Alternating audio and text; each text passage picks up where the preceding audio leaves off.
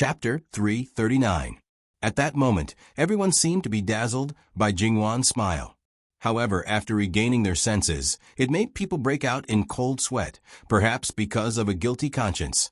Pei clan heads for an unconsciously knelt down. She had already knelt down. How could the girl who followed her still stand upright? Since she had already knelt down, the ceremony naturally had to be complete. Greetings to Wang Fei Nyang. The etiquette of aristocratic families was always a little different compared to the common ones. This ceremony of kneeling down was more solemn. Jingwan's eyes flashed. No matter what the other party's reason was, she did not avoid it. This ceremony, she accepted it. The other party was a commoner. She was a Qin Wang Fei. The other party was Jin Qinhuang's maternal grandmother, but nominally, there was no relationship at all. What's more, in a formal occasion, she even had to accept the ceremony of her own parents and grandparents. So what did this count as? It was natural for her to accept it. On the contrary, it was the other party's fault for not bowing. Quickly dispense with the ceremony. She gestured to the Yahuan beside her. Qingzhu immediately came forward with a smile and helped Pei clan heads for an up. Lao Taitai, quickly get up. This form of address made the foreign of Pei clan shiver. She rejoiced that she had bowed in greeting so that no one could pick out the mistake. If Jin Qinhuang Fei knew of their purpose in coming, any little mistake could be used by the other party as a pretext to make a fuss. Before seeing Jin Qinhuang, a casual disrespectful hat would make them unable to bear the consequences. The Yahuan moved over an embroidered stool, a short table, and prepared fruits and refreshments. The 3 tables were filled to the brim, and there was no repetition. Sit. As if seeing the other party's apprehension, be casual and private. Pei Lao Taitai does not need to care about this. Her flowers had not yet been cultivated. How could she sit? Seeing Jingwan's insistence, Pei clan heads for a nodded. Many thanks to Wang Fei Nyang. She took the lead, and the girls behind naturally followed.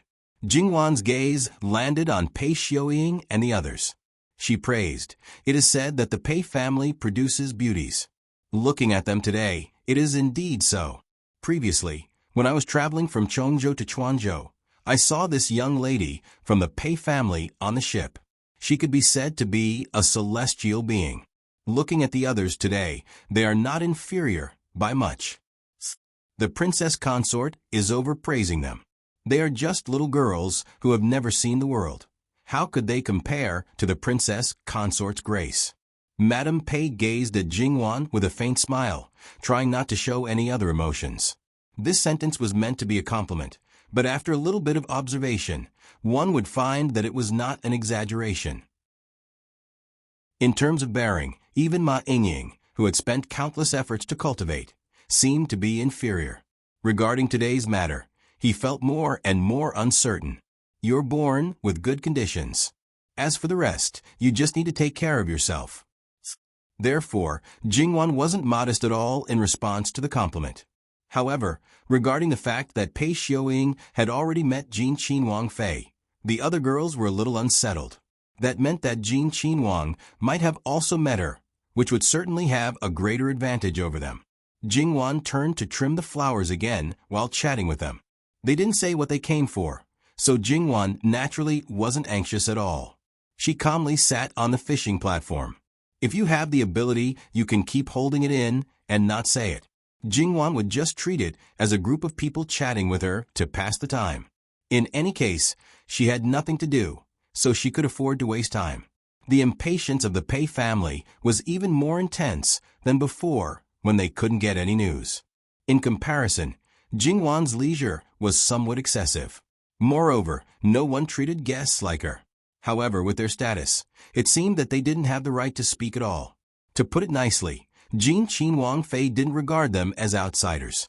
To put it bluntly, Jin Qinhuang simply didn't take them seriously. One might ask, were they very familiar with Jingwan? Therefore, in their view, it could only be the latter. But in fact, they didn't know her at all. This was the first time they visited. Even if Pei family had no official position or nobility, but the title of the #1 noble family was still attached to their heads. Those who were related to Pei family were definitely not few in number in the officialdom. No matter what, they had to give some face. When they came in and saw Jean Qin Wang Fei, they felt that this whole matter was strange. Even if she had seen Jean Qin Wang Fei's invitation and saw the signature, she should have avoided it. Unless she knew from the beginning that the person Pei Shi came to visit was a female, and perhaps even knew the purpose. Understanding this point, they felt that Jean Qin Wang Fei really had good self-restraint. If it was an ordinary person, even if they didn't directly use a stick to drive people away, they wouldn't have a good expression. Then, what was Jean Qin Wang Fei's attitude in this? He directly threw the person for his Wang Fei to meet. Did it mean that he refused? The reason why he didn't completely shut the door was because of that bit of blood relationship. He didn't even see his own maternal grandmother. Was it that he didn't care about this blood relationship? Pei Clan Head Foreign's temperament might be a bit weak, but her IQ was still on the line. Thinking of this, her heart became more and more anxious, afraid that Li Hongyuan wouldn't even see her once. As for the mission and whatnot, it was all thrown to the side. In the end, she couldn't hold back. Has Wang Fei Nyang heard Wang Ye talk about Pei Shi? Jing Wan's hand paused, and she turned her head. What is Lao Tai referring to? Pei Clan Head Foreign endured, but in the end, she couldn't hold back. Wang Ye's birth mother is this commoner's youngest daughter. Pei Shi's 6 young ladies, except for Pei Yuing, only now knew about this. It couldn't be said that they weren't surprised. So Jean Qin Wang was their cousin? Suddenly, their eyes fell on Pei Yuing. Their group of cousins was just right. You, a niece, sitting here, what do you want to do? It's fine if you don't want face, but Jean Qin Wang still wants face.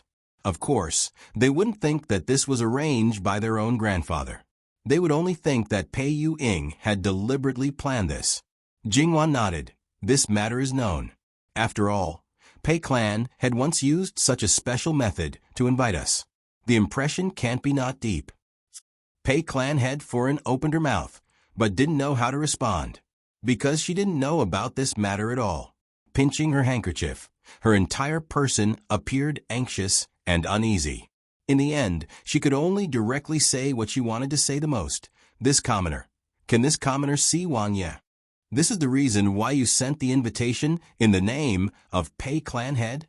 Jingwan meaningfully looked at the 6 young ladies of Pei Shi. Lao Tai's mood is understandable, but I don't know how Lao Tai sees me.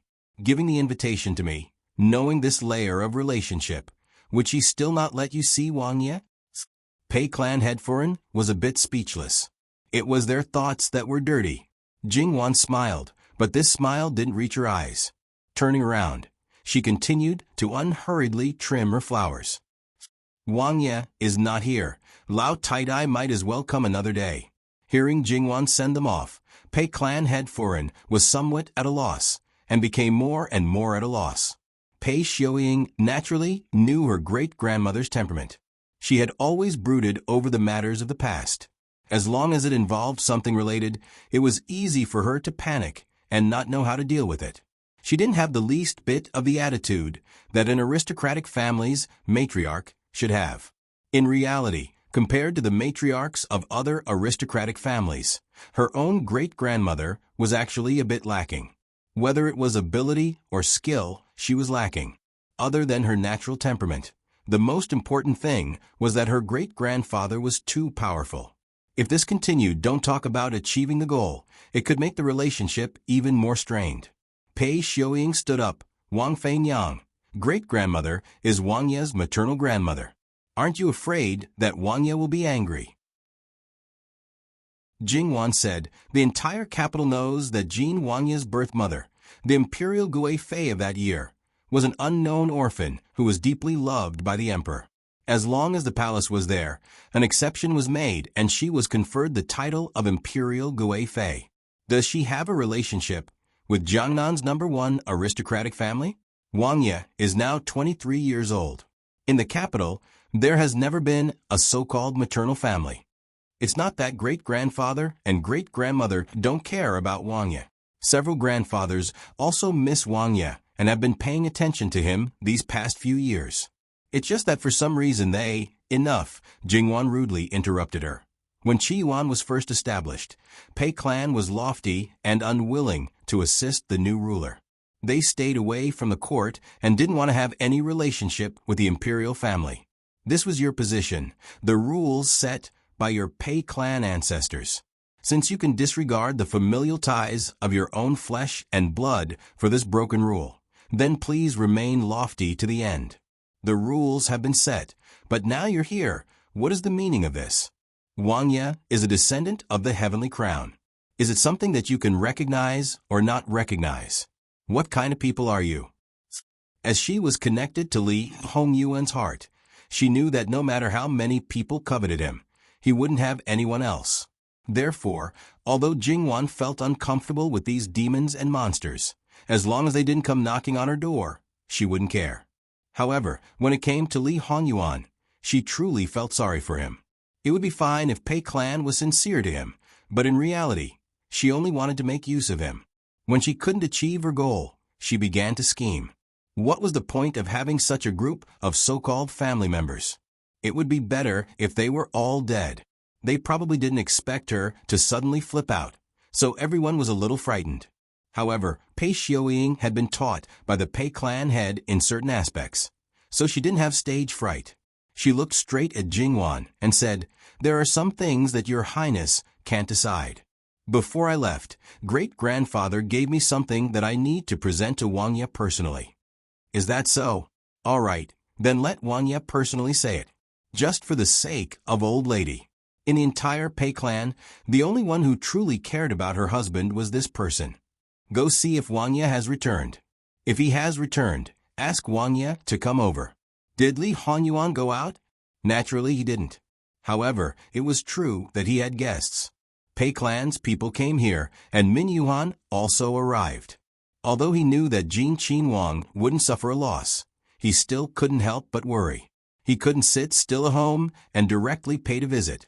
In Li Hongyuan's view, his wife was more than enough to send those people away. Now, he needed to go out himself. That Pei clan old lady seems to simply want to see Wang Ye. I think Wang Fei's heart was moved. Gong Mama explained. She's just soft-hearted. In Li Hongyuan's view, that so-called maternal grandmother was sincere or fake. Whether she was sad or hurt, it had nothing to do with him. However, since his wife wanted him to see her, then let him see her. Li Hongyuan got up and said to Min Yuhan, "Do as you wish. Wang Ye, can this commoner also go and take a look?" That Pei clan old lady is also considered an elder. Li Hongyuan glanced at him. "Do as you wish." Jin Qinwang appeared quickly. Everyone knew whether he had gone out or not. In fact, everyone was well aware.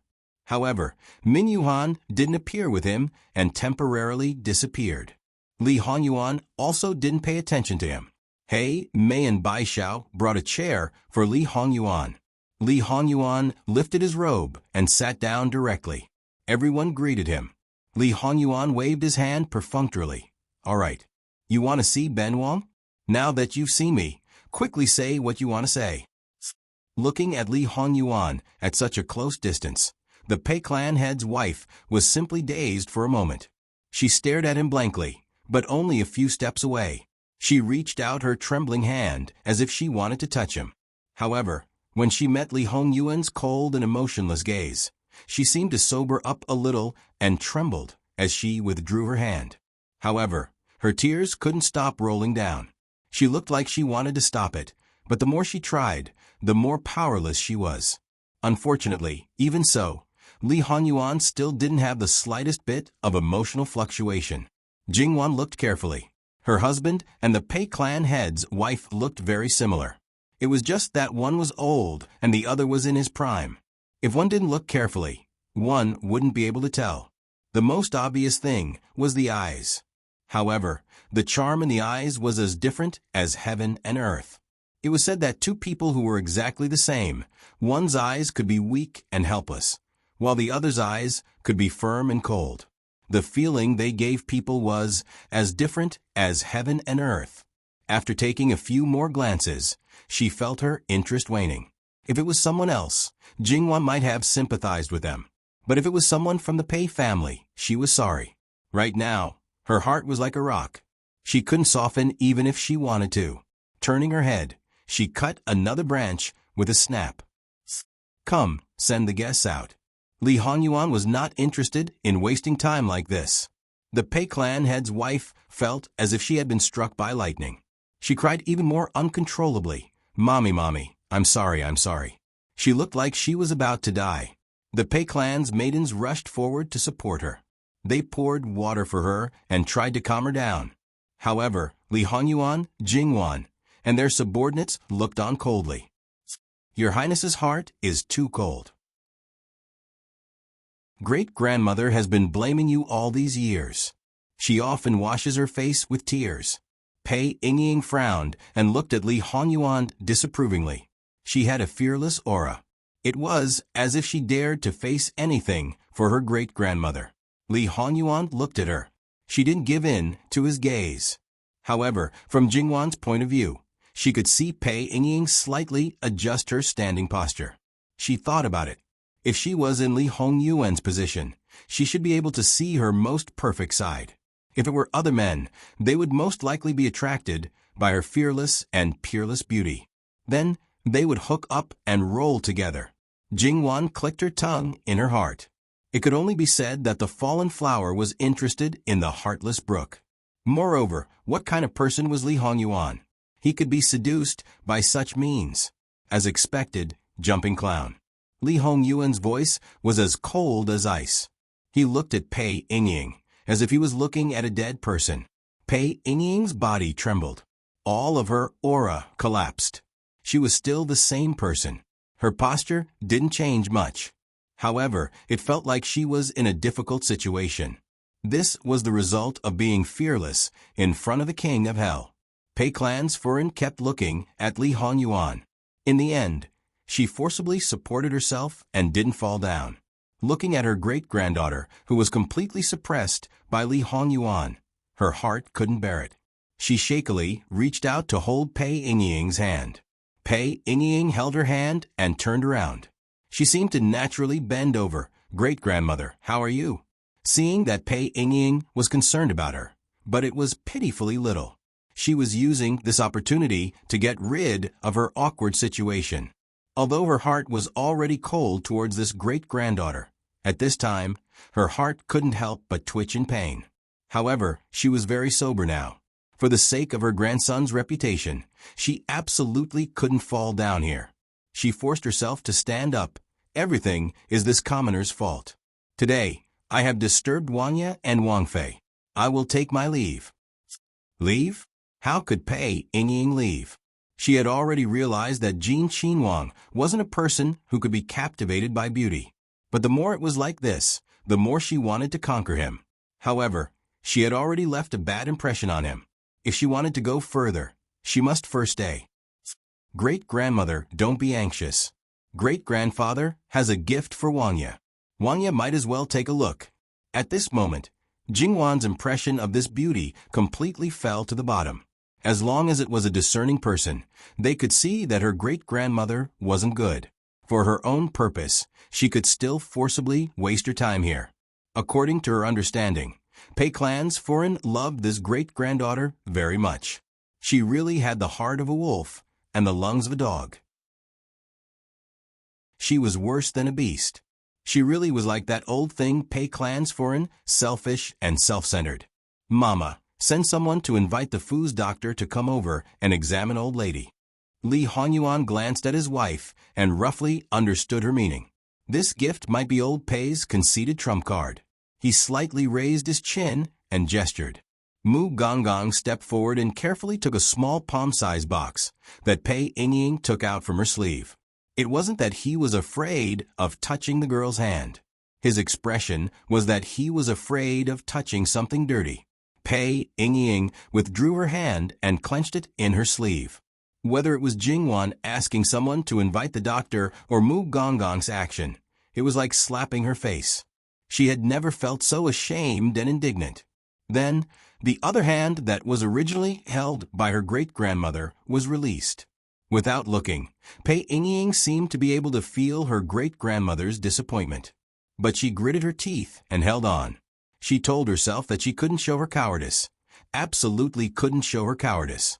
From beginning to end, She slightly raised her chin and maintained her dignity and pride, as if to tell everyone that she was right. https://www.bicken.com/11/11807/6653909. HTML chapter error. Click here to report registration is exempted. We will deal with it as soon as possible. After reporting, please wait patiently and refresh the page. Please remember the domain name of this book, www.bicken.com. Bicken.com Mobile Edition. Chapter 340. Li Honyuan opened the box. There were 3 things inside, but they probably didn't count, as there was a letter, which was most likely written by clan leader Pei. There was also a yellowed and coarse piece of paper, which was obviously an ancient piece of paper. At the bottom was a jade pendant about half the size of a palm. It had a dragon and phoenix pattern, and the jade itself was full of water. The value of the jade itself was extraordinary. Generally speaking, the dragon and phoenix type of jade were meant to make friends. Normally, they wouldn't give it away casually. Li Honyuan knew this layer of meaning. Logically speaking, he shouldn't be interested in this thing, but now he was thoughtfully playing with the jade pendant. Jingwan put down the scissors and walked to his side. Is there anything special about this jade pendant? The pattern is very special. Li Honyuan casually handed the jade pendant to Jingwan. Jingwan was baffled. The pattern was special? Was the living king of hell the kind of person who would pay attention to such things? She looked at the jade pendant over and over again. The dragon and phoenix pattern was also in all kinds of shapes and forms. Whether it was the carving or the embroidery, they were all exquisite and beautiful. Jingwan really couldn't see what was special about this jade pendant. Jingwan still couldn't see through it. Li Honyuan casually handed the letter to her, then took the jade pendant back from Jingwan's hand and threw it to the side. There's nothing special about the jade pendant. Princess, take a look at this. To be honest, the contents of the letter made him want to laugh. Jingwan took it and quickly skimmed through it. No matter whether it was her expression or her eyes, there was no change. She just picked up the ancient piece of paper. Ageless pill? At most, it has some effect of slowing down aging. Isn't it a little exaggerated to give it such a name? This prescription, according to the letter, was a small token of appreciation from clan leader Pei. As for the jade pendant, it was a keepsake of the clan leader Pei. It was passed down from the ancestors and was very important to the clan leader Pei. Of course, the letter also promised Li Honyuan to keep the daughter of the Pei family by his side. Not only would there be a generous dowry, but they would also help him 100%. Although the Pei family seemed to be on the verge of collapse, it was still far from that stage.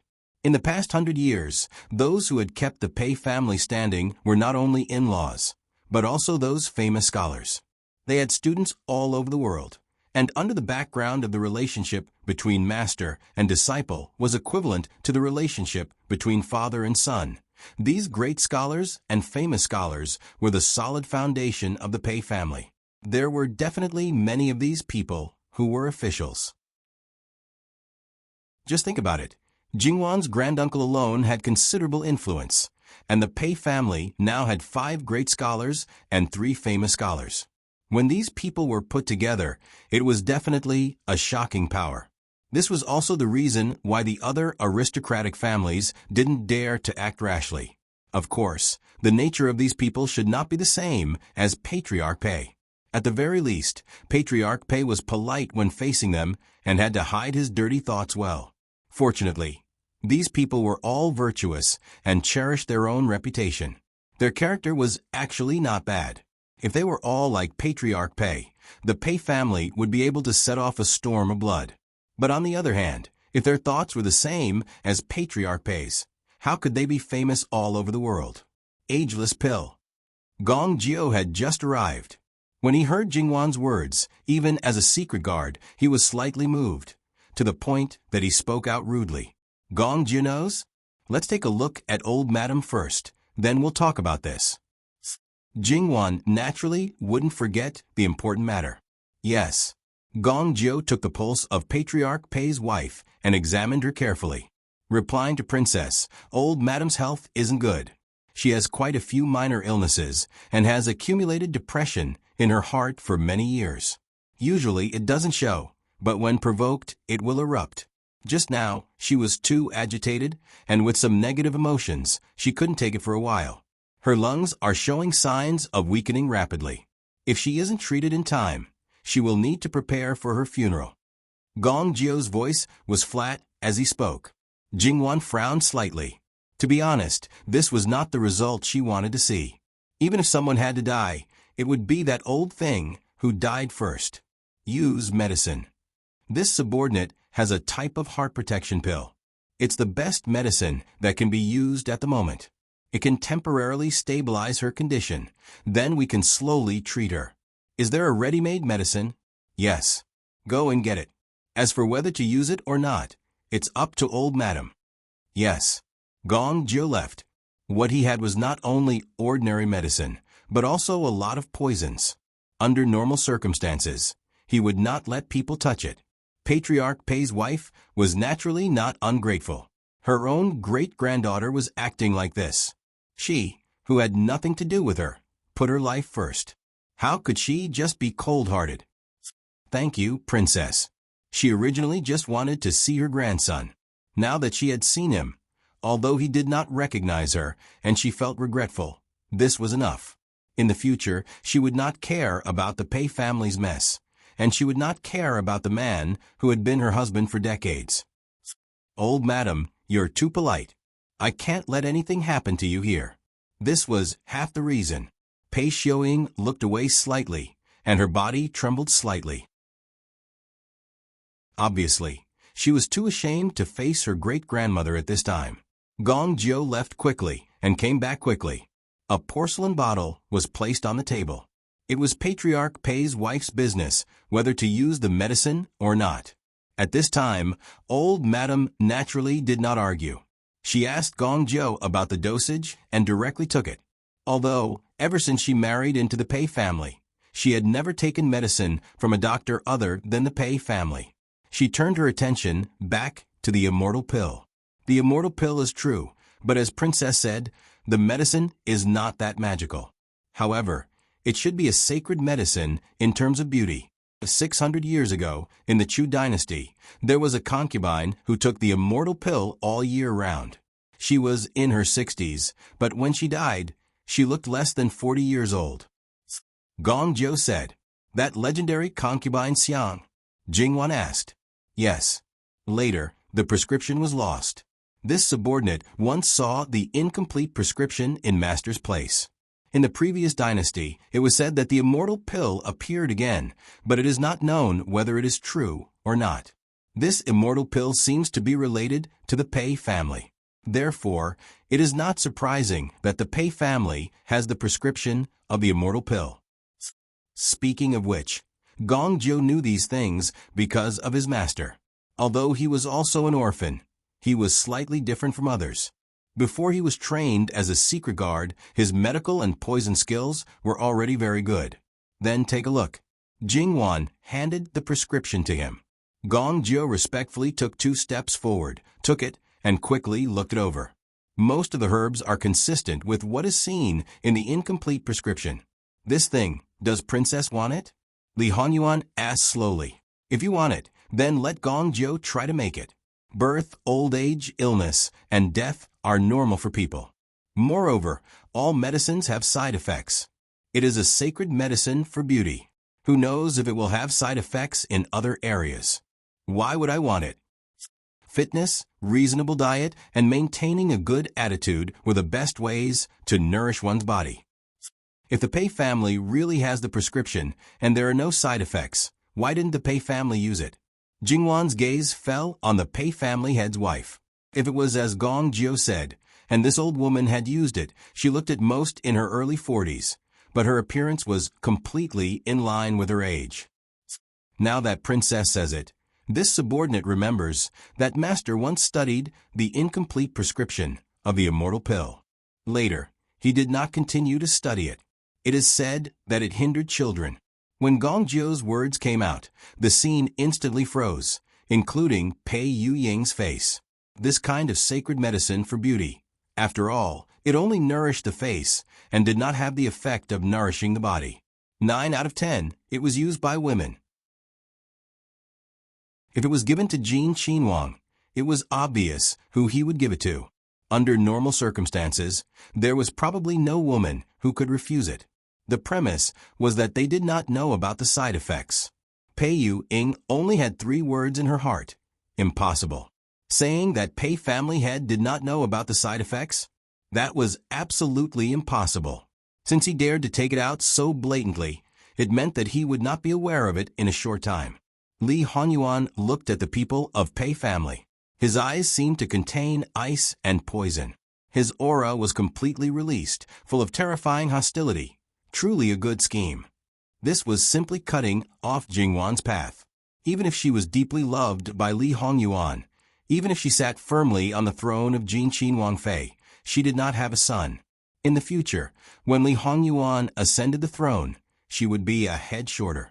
After Li Hongyuan passed away, she still did not know what her end would be. This method was simply more vicious than directly pulling Jingwan down from her high horse. Pei family heads schemed against him. Li Hongyuan did not have any reaction. But when it came to scheming against Jingwan, it was a crime worthy of 10,000 deaths. Pei family heads, Foreign, had just recovered after taking the medicine. Now, there were signs of another attack. Her eyes turned black, and she almost fainted. Pei Yu-ying could no longer hold it in. Her legs went soft and she knelt down. Wang Yi, please believe me. There is absolutely no such thing. Min Nu has also eaten the everlasting pill. No. As if she had thought of something, Pei Yu-ying's face was as white as paper, without a trace of blood. Her lips trembled. Impossible, impossible. The other young ladies of Pei family also knelt down one after another. They were so frightened by Li Hongyuan that they trembled. They probably did not expect that the man who was so handsome that he was like a god, who treated Jin Qinhuang Fei so gently like water, would be so frightening when he got angry. How could they still blush and have their hearts beat faster? They couldn't wait to get as far away as possible. What's impossible? No matter what, you were carefully cultivated by him.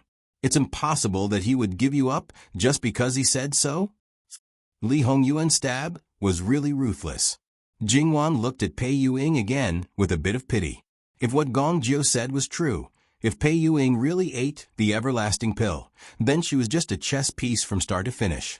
She fought on the front line, and in the end, she really did become a wedding dress for the other young ladies of Pei family. After all, as long as Li Hongyuan accepted Pei Yu-ying, he would accept the second and third young ladies of Pei family. When she wrestled with Jingwan, the other young ladies of Pei family would remain silent behind this shield. If something happened to Jingwan, she could still be pushed out. The other reason why she didn't eat the everlasting pill was probably to let Jingwan eat it without worry. The Pei family's patriarch, that old thing, had calculated to this extent. In order to achieve his goal, he was really willing to give up anything. However, it was a bad start. He met someone like Gong Jio who knew the details of the everlasting pill. And even if there was no Gong Jio, Jingwan's background was not ordinary, and she had no interest in this kind of thing. No matter how careful the plan was, it was destined to fail. Pei Yu-ying still refused to believe that her great-grandfather would do this, but she was very clear in her heart that he was definitely someone who would do such a thing. She was righteous, and for the sake of her family and her own ambitions. But now she suddenly found that she was destined to be abandoned in the end. She had been proud for more than 10 years and thought that she was the most outstanding, most beautiful, and most perfect woman. Even if someone compared her with her great-grandaunt who was once recognized as the most beautiful woman in Jiangnan, she didn't pay attention to her. After all, she was just a dead person who had long turned to dust. What was there to care about? And the things she was proud of were just things that others used. At this moment, Pei Yu-ying's hatred was monstrous, but she also had a kind of helplessness. Everything about her was in the palm of her great-grandfather's hand. He knew her temperament and everything. Instead of saying what she would do, it was better to say what he would guide her to do. She was like a marionette in his hands. The most tragic thing was that she didn't feel it at all. If she didn't expose it today, she might have been kept in the dark until she died. Perhaps he also hid it from everyone. Gongjio, is this everlasting pill easy to make? Replying to Your Highness, as long as there is no problem with the prescription, it is not difficult to make the pill. It was just that some of the ingredients were expensive, but the master probably didn't lack money at all. Good. How much can a person eat? They will not have any children. First, make 100 people's portion and let them take it back. With the main Pei family as the center, the girls of marriageable age and the daughters of the Pei family who have not given birth to a boy will all have a portion for this prince to eat. In addition, the famous scholars of the Pei family think of a way to ruin their reputation for this prince. Let their students be ashamed of them and be ashamed to admit that they are their disciples. Let them become street rats. Yes, without a doubt, Li Hongyuan's move was directly aimed at the foundation of the Pei family. Moreover, it was hateful and vicious. As long as his designated goal was achieved, the Pei family would immediately collapse. At this time, even the wife of the Pei family's patriarch had a deep fear of Li Hongyuan. No matter how much the Pei family's patriarch schemed, when faced with someone like him who had no scruples and could do anything, he would only suffer a crushing defeat. Muan, see the guests out. Eunuch Mu trembled and hurriedly stood up to comply. Old Madam Pei, please go back and rest well. Take good care of the younger generation and servants. If there is any news that should not be spread from the Pei family's residence in Chuanzhou Prefecture, beware of a night attack. If it is just murder and arson, it is fine. I am afraid that someone will have evil thoughts after seeing the beautiful girls of the Pei family and ruin their reputation. This threat was akin to grabbing the lifeline of these people. https://www.bicken.com/11/11807/6653914. HTML chapter error. Click here to report registration is not required. We will deal with it as soon as possible. After reporting, please wait patiently and refresh the page. Please remember the domain name of this book, www.bicken.com. Bicken. Com mobile version, reading website, ambicken.com. Chapter 341. Everyone in the Pei clan was in a state of panic, while Li Hongyuan stood by the wall and watched coldly. Not to mention that these people were his blood-related grandmother, cousin, and niece. Even if they were his father, he would still be cold-hearted. Of course, if they were really his father, he would even step on them a few more times. Without his permission, no one would move. The ladies of the Pei family were really scared. They kowtowed to Li Hongyuan, begging him to save them. Li Hongyuan was naturally indifferent. Jingwan frowned slightly. Your Highness, now that things had come to this, even though the head of the Pei family was good at scheming, he might not know if Li Hongyuan wanted to completely eradicate the Pei family. However, it was not a joke to move against such a big family.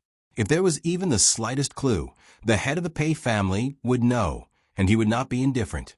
If something happened to the wife of the head of the Pei family, the simplest way was to reveal his relationship with the Pei family and blame the old lady's death on him.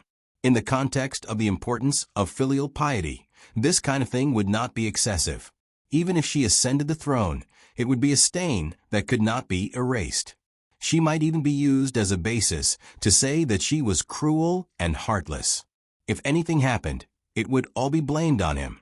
Li Hongyuan might not care at all. After all, he was a real tyrant in his previous life. However, Jingwan would not care. Sometimes, she felt the same way as Li Hongyuan. She could not care about herself, but she would not care about the other party. Li Hongyuan glanced sideways at Jingwan, as if to say, I knew you would be like this, Wan. Jingwan smiled and did not explain. It was fine if he was soft-hearted or not. Gongjio's medical skills were unquestionable. He directly inserted a needle into the head of the Pei family's wife. Jingwan had seen people insert silver needles before, but it was definitely the first time she had seen someone so daring, so fast, and so smooth. It could be said to be an ultimate technique, and it had reached perfection. Madame Pei was forcefully pulled back. Before she regained consciousness, Gong Jiu gave her a few more pills. When she opened her eyes, Madame Pei's gaze landed on Li Hongyuan. Her face was pale and her eyes were cloudy, but they were fixed on Li Hongyuan. She looked like a malicious ghost that was about to claim someone's life. She was exceptionally frightening.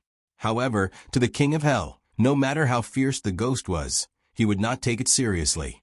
Pei Xiaoting and the others kept calling her name, but she didn't move her eyes at all. It was as if she had lost her soul. After a long while, Madame Pei finally spoke. "Mommy's son isn't like this.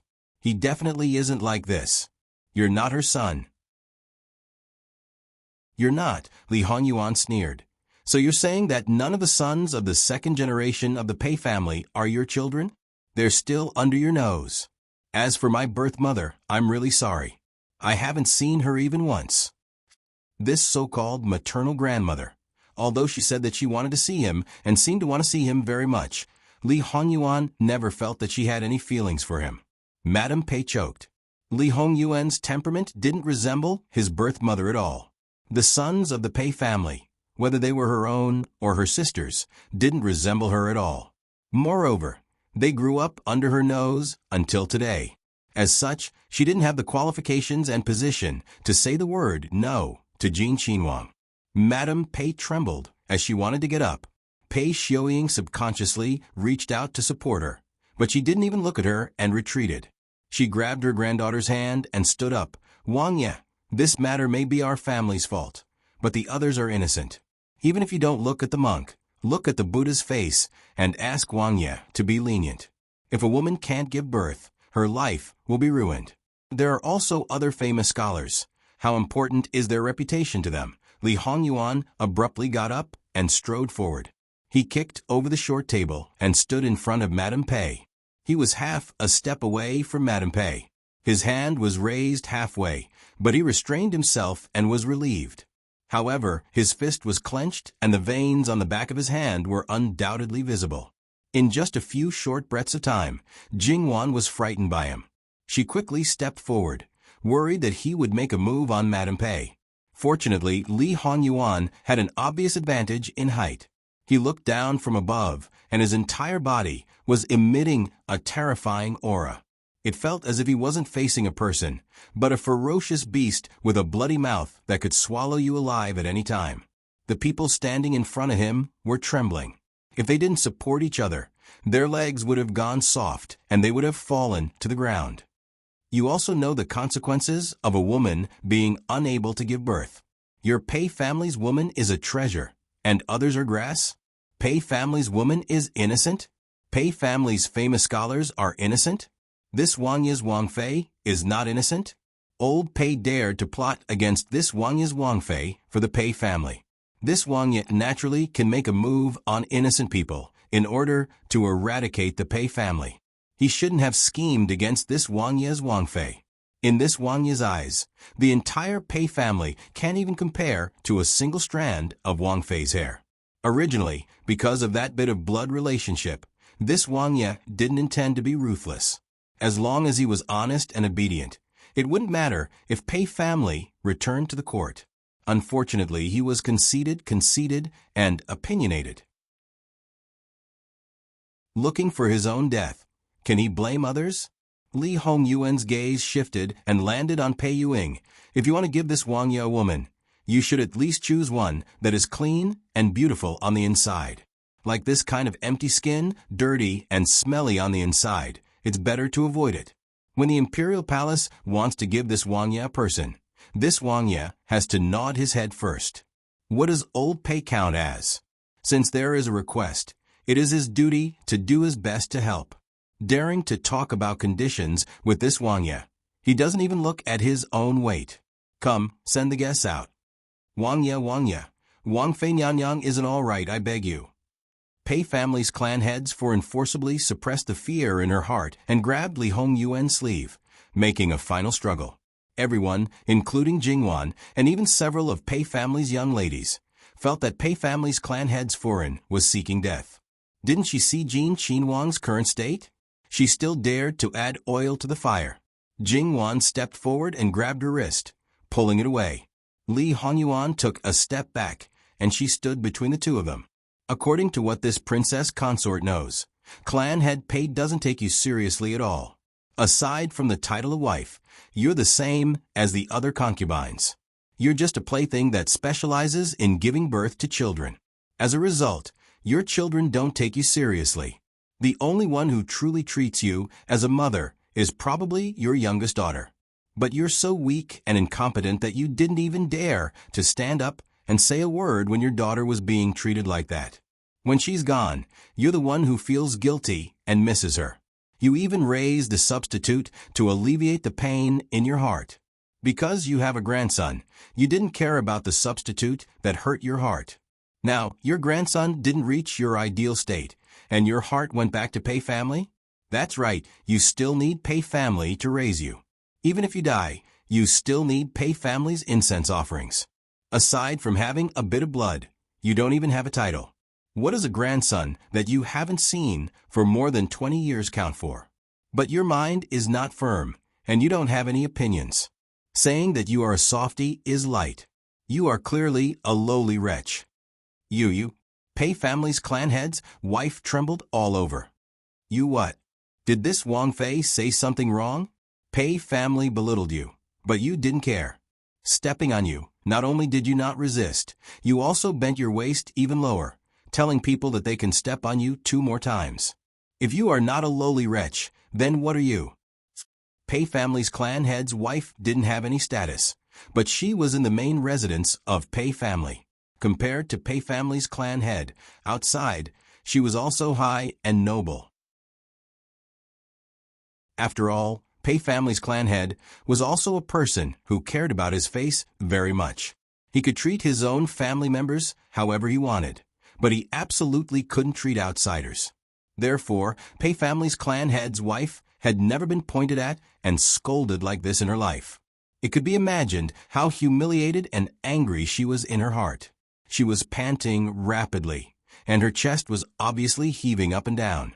Your Highness, take a good look. This is the Wang Fei that you are protecting. She is so disrespectful to her elders.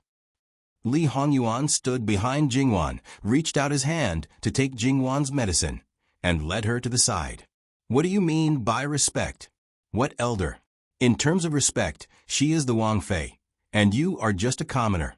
As for elder, Imperial Mother has been expelled from the Pei family, and it has nothing to do with Pei family. What kind of elder are you? I said that the entire Pei family can't compare to a single strand of my Wang Fei's hair, including you. Li Hongyuan turned to look at Jingwan. I see. This is the person you wanted to save. What's the point of living for this kind of person? It's clean if she dies. Pei family's clan head's wife rolled her eyes again and lost consciousness. People like Pei family's clan head's wife could be said to be pitiful, but there were also many things about her that were hateful. In the end, it was the 3 obedience and 4 virtues that killed people, especially her. In Jingwan's eyes, she was simply poisoned. Just now, she was thinking about Li Hongyuan's reputation. Now, if she died, then she died. At worst, she would bear the consequences. Everyone could see the situation clearly. Pei Xiaoying was said to be so unbearable by Li Hongyuan that she didn't dare to speak now. Speaking of which, Pei family's clan head's wife dared to add fuel to the fire, only because she was an elder. Even if Li Hongyuan didn't admit it, she still considered herself as his maternal grandmother in her heart. Otherwise, why would she be like this? If it was necessary for Li Hongyuan to say goodbye to the guests, the people below didn't need to mingle. Seeing the guests off, the several young ladies of Pei family naturally didn't dare to say anything. Because there was no one to serve them, they could only support the old lady in a flurry. And Pei Xiaoying was actually pushed to the side, not allowing her to approach even half a step. Not to mention the twin sisters, even the other 3 didn't give her any face. No matter how much she was favored, she was still just a chess piece cultivated by her grandfather. She couldn't even give birth to children. If this spread out, who would marry such a hen that couldn't lay eggs? Besides, Jin Xinhuang wanted to deal with Pei family. That 100 people's worth of ageless pills, not to mention others, the twin sisters definitely had a share. And all of this was caused by Pei Xiuying. If she had left at the beginning when their grandmother wasn't doing well and didn't send any gifts, naturally there wouldn't be any later matters. All of this trouble was caused by her.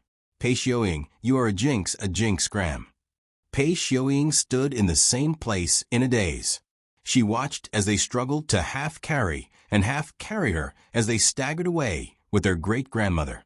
For a moment, she didn't know where to go. Her mind was buzzing and she was at a loss. She didn't know how things turned out like this. At this time, Min Yuhan walked out and stood in front of Pei Xiuying. Do you know what it means to have a heart higher than the sky and a life thinner than paper? Pei Xiuying's lips wriggled and tears suddenly fell. Min family's granduncle, Min Yuhan, waved her hand. You should go. When Wang Yi's guards throw you out, you probably won't have to do anything. Either you directly end it, or you directly chop off your hair and become a sister-in-law. Pei family's clan heads foreign might be pitiful and hateful, but Pei Xiuying didn't even have a place to be pitiful. Pei Xiuying opened her mouth as if she wanted to say something, but in the end, she didn't say anything. She squatted down. Farewell, Pei Xiuying. Her graceful bearing, coupled with the beauty's tears, seemed to be even more moving and pitiful. When Pei Xiuying's figure disappeared, Li Hongyuan looked at Min Yuhan and sneered. In the blink of an eye, you are considered as an escape route. Didn't you go to propose marriage before? If you go again now, she will immediately agree to it. Wang Ye must be joking. As the saying goes, beauties are like snakes and scorpions. This commoner doesn't have the fortune to enjoy it. Li Hongyuan sneered and no longer paid attention to him. He left with Jingwan.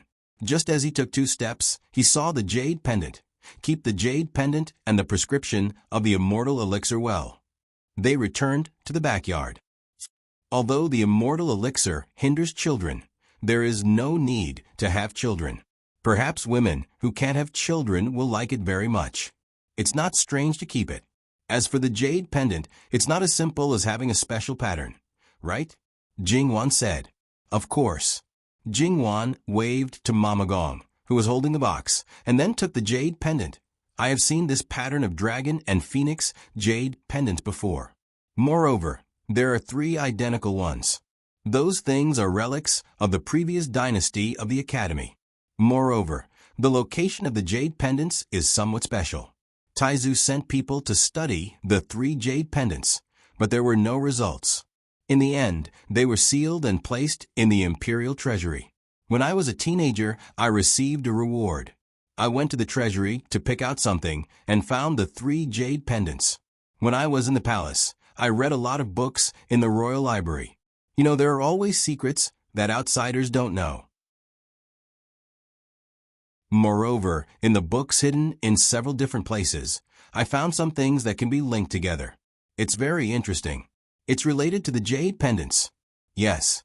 Although the words of the game are not clear, according to my speculation and investigation, I can basically confirm that before Taizu conquered the capital, at least half of the treasures of the previous dynasty were taken away from the imperial treasury, and the imperial treasury. https://www.bicken.com/11/11807/6653918. HTML. We will handle it as soon as possible. After reporting, please wait patiently and refresh the page. Please remember the domain name of this book, www.bicken.com. Bicken. Com mobile version reading website, mbicken.com.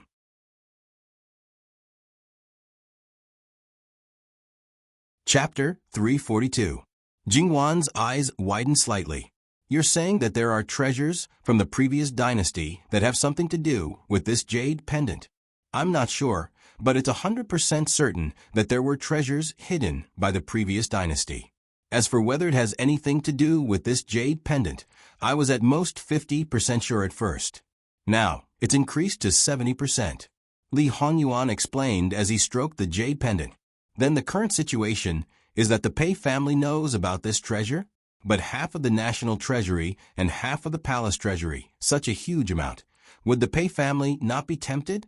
Or is it that the jade pendant is actually something like a key, and the Pei family can't open those treasures at all, and now they're just offering Buddha with borrowed flowers?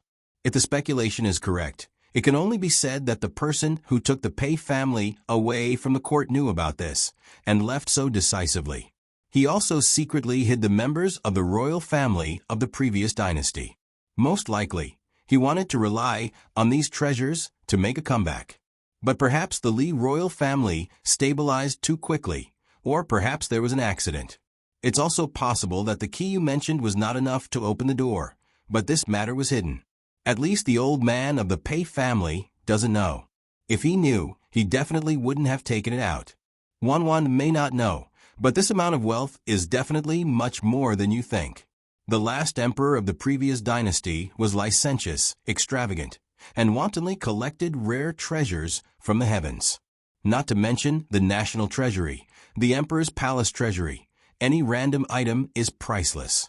When Taizu conquered the capital, he cleaned up the royal family members of the previous dynasty and checked the national treasury and palace treasury.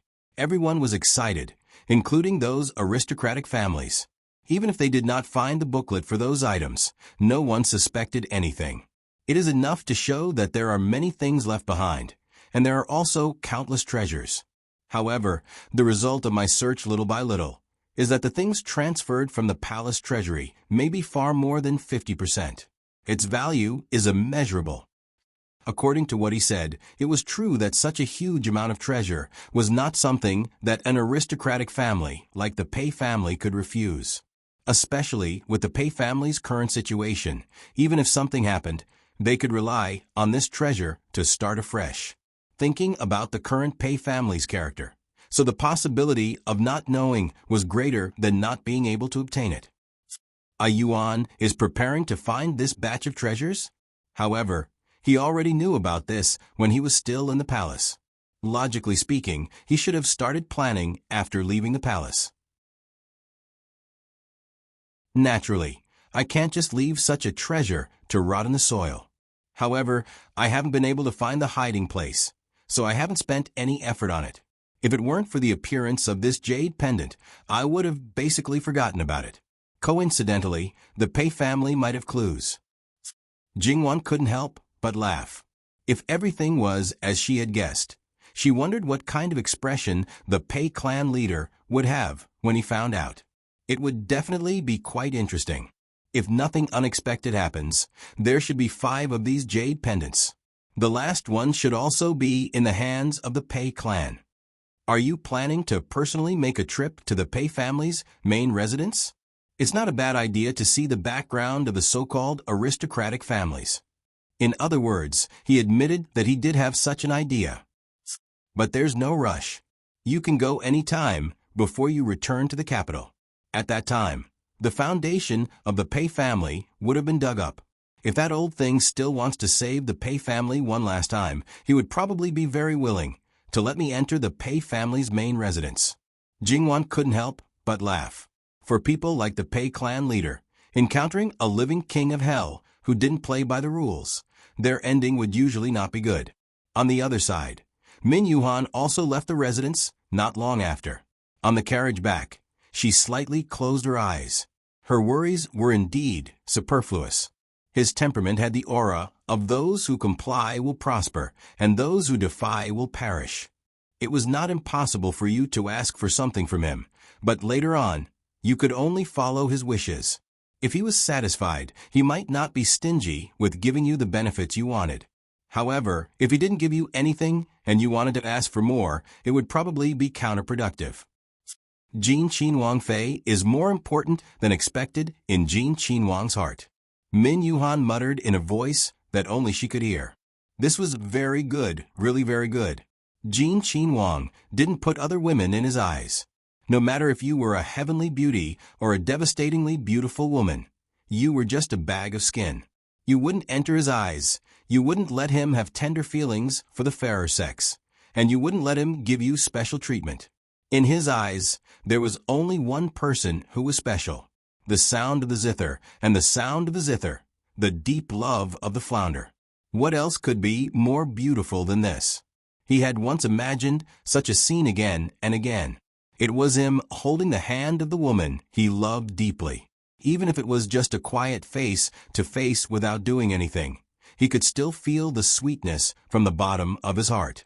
Originally, he thought that his heart had already died and wouldn't have any ripples, but it turned out that he was still envious. Min Yuhan returned to Min Shi's residence. After thinking for a while, she asked someone to call Min Xiaoyuan, Miss Yuan Yuan, over. Although she wasn't 100% sure, Pei Xiaoying was very likely to use her as a way out. Yuan Yuan's relationship with her was not bad. Although it might just be her family's silly girl's passion, Pei Xiaoying seemed to treat Yuan Yuan well. However, who knew how she saw Yuan Yuan in her heart? Although she had already reminded Yuan Yuan, she was still worried that Yuan Yuan would be used. After all, although she didn't have much contact with her family's silly girl, she still understood a little. She seemed to be a little careless, but in fact, she was very simple and kind. At the same time, she was a little stubborn. Once she had decided on something, it was very difficult for others to change her mind. Of course, so far, her stubbornness didn't seem to be a big deal. Min Xiaoyuan came very quickly. It seemed that she never had any worries and was happy. When people saw her, they couldn't help but feel happy as well. Greetings to Granduncle. Yuan Yuan, take a seat. Min Yuhan hesitated for a moment and simply told him about how Pei Xiaoying went to Jin Qinhuang's place today. Indifferently, all the words were biased towards Jin Qinhuang. For example, some of the words that Li Honyuan said to Jingwan were naturally concealed. Pei Xiaoying is a person who is two-faced and ambitious.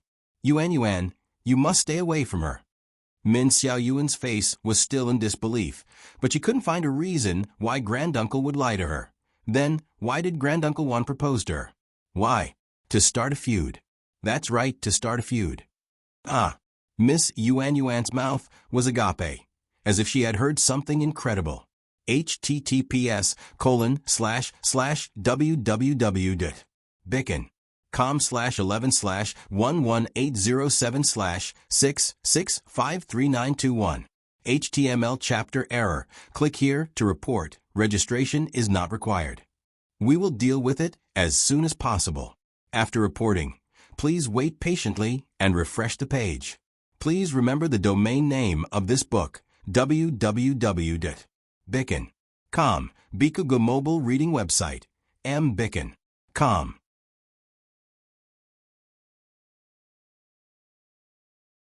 Chapter 343.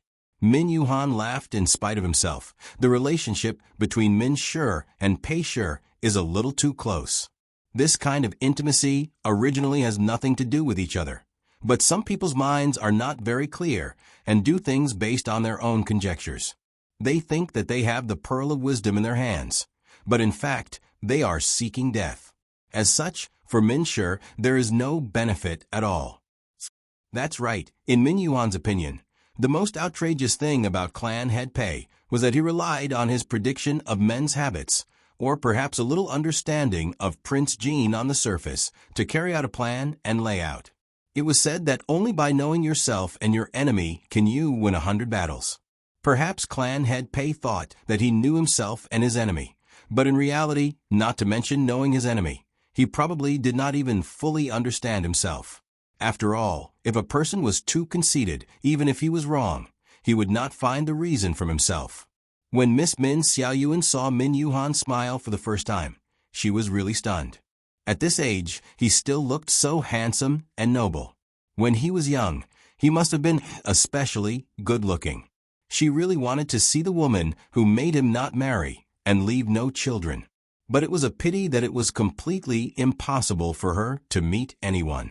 So, Granduncle went to Pei Shi to propose marriage purely to find trouble. Min Yuhan was slightly startled, and then, with a little helplessness, he said, "In fact, there is no problem with saying that, but you can be a little more tactful." What nonsense was that? Min Xiaoyuan wittily covered her mouth, indicating that she would shut up. She even winked at Min Yuhan. Min Yuhan smiled again. Facing such a simple child, there was no need to speak in a roundabout way, and there was also no need to worry too much. Even if he said something wrong, it did not matter. His mind and body would naturally relax. It was just that you are on good terms with Pei Ying, and you have always been a person who values relationships. I know what Granduncle wants to say. Granduncle, you don't have to worry. My relationship with Sister Ying is actually not as good as everyone thinks. Sister Ying looks very gentle and treats her sisters well, but I feel that she is actually very cold. Shouldn't true bosom friends tell each other everything and be willing to confide in each other? She is not. She has never told me about her private affairs. She seems to never be unhappy or unhappy. She has never shown any dislike towards anyone. However, everyone has 7 emotions and 6 desires, and there must be love, hate, joy, and anger. Just like what you said just now, her sisters and Hua really don't get along with her and often make trouble for her, but in private, she has never said anything bad about them. Is this normal? If it was me, it would definitely not be possible. In the eyes of outsiders, our relationship is not bad. It is purely because I feel that she did not do anything to me. So naturally, we get along peacefully. Moreover, by being with her, I can avoid some people I don't want to see. Although I may lose some friends, there are gains and losses, right? The one who is most vexed is probably my brother. He always asks me about big sister Ma Ying, but I don't know anything about her. Then, under the pretext that I can't damage big sister Ma Ying's reputation, I viciously drive him away. Every time, it makes me feel very helpless, but my brother still perseveres. Min Xiaoyuan's small face wrinkled into a ball. Min Yuhan smiled. But since it was like this, it was naturally for the best. Min Yuhan directly asked her to stay and chat with him. In fact, it was not very kind of him to keep a little girl captive. Although girls from aristocratic families were particular about chastity and virtuousness, she was still young and would definitely prefer to play with people of the same age. However, Min Xiaoyuan was a well-behaved and filial child, so she was not impatient. On the contrary, she liked to listen to Min Yuhan talk about his travels. Halfway through, a servant who served Min Yuhan came in and whispered a few words in Min Yuhan's ear. Min Yuhan did not say anything and just waved his hand to let him leave. "Granduncle, is there something wrong?" Min Xiaoyuan asked. No. Min Yuhan continued to tell her the story. In fact, when he asked someone to call Min Xiaoyuan over, it attracted her brother's attention. As expected, she followed over. Because he specifically asked the guards to leave, the other party naturally came in easily. Then, the other party naturally heard everything he said to Min Xiaoyuan. Min Yuhan pulled him back and told him not to be so stubborn. However, he also knew that things like feelings could not be broken just because he said so. Sometimes, the more he tried to stop, the more persistent he would be. If he knew what kind of person the other party was and still refused to turn back, even if he did something that would harm the family, Min Yuhan would not condone him to do that. Of course, it was not for the family, but for Jin Qinhuang. Min sure relied on Jin Qinhuang, but Jin Qinhuang had to take care of Pei Shi. In the middle, there was no need to think about what to do. It was a pity that the grandnephew's mind was not very clear. He just listened here and turned around to find Pei Shi's residence. However, if Pei Xiaoying did not want to become an abandoned child immediately, at this time, she would do her best to serve her great-grandmother. However, this was not easy. After all, the others knew that she was not really in the hands of the Pei clan head. Naturally, they would not be polite. With the new hatred and old hatred, Pei Xiaoying's following days would be very difficult. It was estimated that she would not have time to care about outsiders. For this kind of person who would affect the family, the best way was to bring him back and lock him up. If the residence in Chuanzhoufu could not be locked up, then he would be sent back to Min County Lord's residence. However, there was no need to rush now. If he hit a wall, he would naturally come back. There was no need to muster so many people. In fact, as Min Yuhan expected, Miss Yuan's elder brother was destined to be miserable. Pei Xiuying did not even see him. Pei Xiuying was very clear that with her current situation, if she wanted to find a better way out, this admirer of hers was definitely not within the scope of consideration. Because she was very clear about the other party's situation in Minshi. To put it bluntly, it was a Gongzi who completely relied on the family. No matter how much trouble he made, in the end, the one who made the decision was his family's elders. If she was still in good condition, then she might have the power to fight. Now that she had no fertility, no matter how precious she was, now it was just a blade of grass. Especially when the Min family knew about this matter. No matter how flustered Pei Xiuying's heart was, no matter how much hatred there was in her heart, she knew that she must not panic. Speaking of which, if it was just a lack of fertility, before the other aristocratic families knew about it, according to her reputation outside, finding a good marriage was absolutely not a problem. The problem now was that Jin Qinhuang wanted to deal with Pei Shi and cut off Pei Shi's foundation. More importantly, there was no way to send this news back to the old main residence. Now that she was standing outside her great-grandmother's door, she simply could not enter and did not know what the situation was. In fact, it was indeed quite bad, because there was already more than one doctor who came, and each of the previous ones left very quickly with only one sentence: prepare for the funeral. They were all the more famous doctors in Quanzhou Prefecture. Although they did not know the identity of the Pei clan head's wife, they also knew that this was Pei Shi's residence. For such a family, ordinary people naturally could not afford to provoke. Later on, the doctors, who got a little bit of news, directly hid, and no doctor was willing to make a house call. After sending off the last doctor, the twin sisters directly walked to Pei Xiuying's side and gave her a slap. Slut. Pei Xiuying had never been touched by anyone since she was young. At this moment, she naturally could not maintain her usual bearing. Covering her face, there was disbelief and hatred. You dare to hit me? Another slap came. So what if I hit you?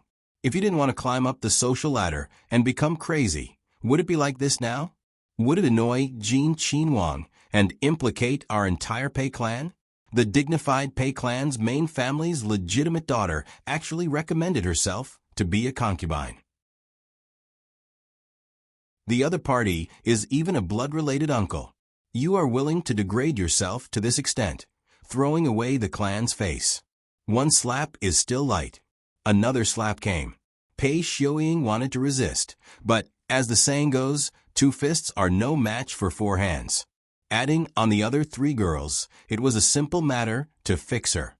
Only hearing the crisp slapping sounds, Pei Xiuying screamed and did not even have the chance to speak ruthlessly. The people who served her wanted to come forward to help, but how could the other servants who served their masters watch with folded arms? Naturally, they immediately rushed forward. If the masters had enmity, the people below would certainly also have enmity. For a moment, the scene was extremely chaotic.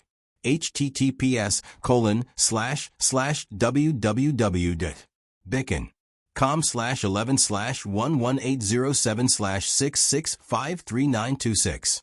HTML chapter error. Click here to report exempt from registration. We will deal with it as soon as possible. After reporting, please wait patiently and refresh the page.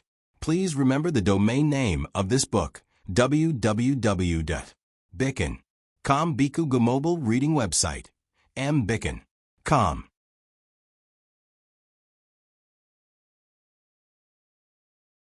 Chapter 344. Pei Yuying's arms were fiercely clamped down by the 2 girls, and her face was slapped repeatedly.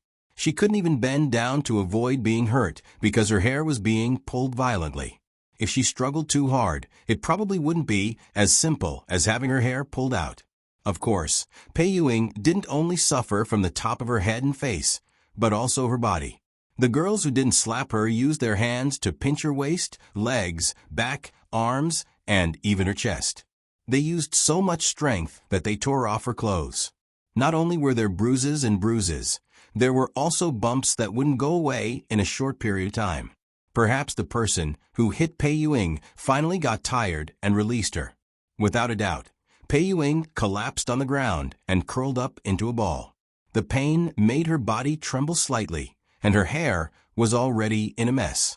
Looking at it now, it actually covered half of her body. The younger sister of the twin stretched out her hand and placed it in front of her eyes. Her fair fingers were covered in black hair. She had an unusually sweet smile on her face as she admired the black hair for a while. Then, with a flick of her hand, the hair fluttered in the air. Her gaze followed the hair and finally landed on Pei Ying. Her smile was filled with mockery and delight. Not only her, but the others were also the same. Because of Pei Ying, they were suppressed to the point that they did not have a trace of brilliance. Perhaps they were much more outstanding than most people. But with Pei Ying in front of them, they became the disappointing ones in the eyes of the elders. And outsiders only saw Pei Ying. How could they not be jealous?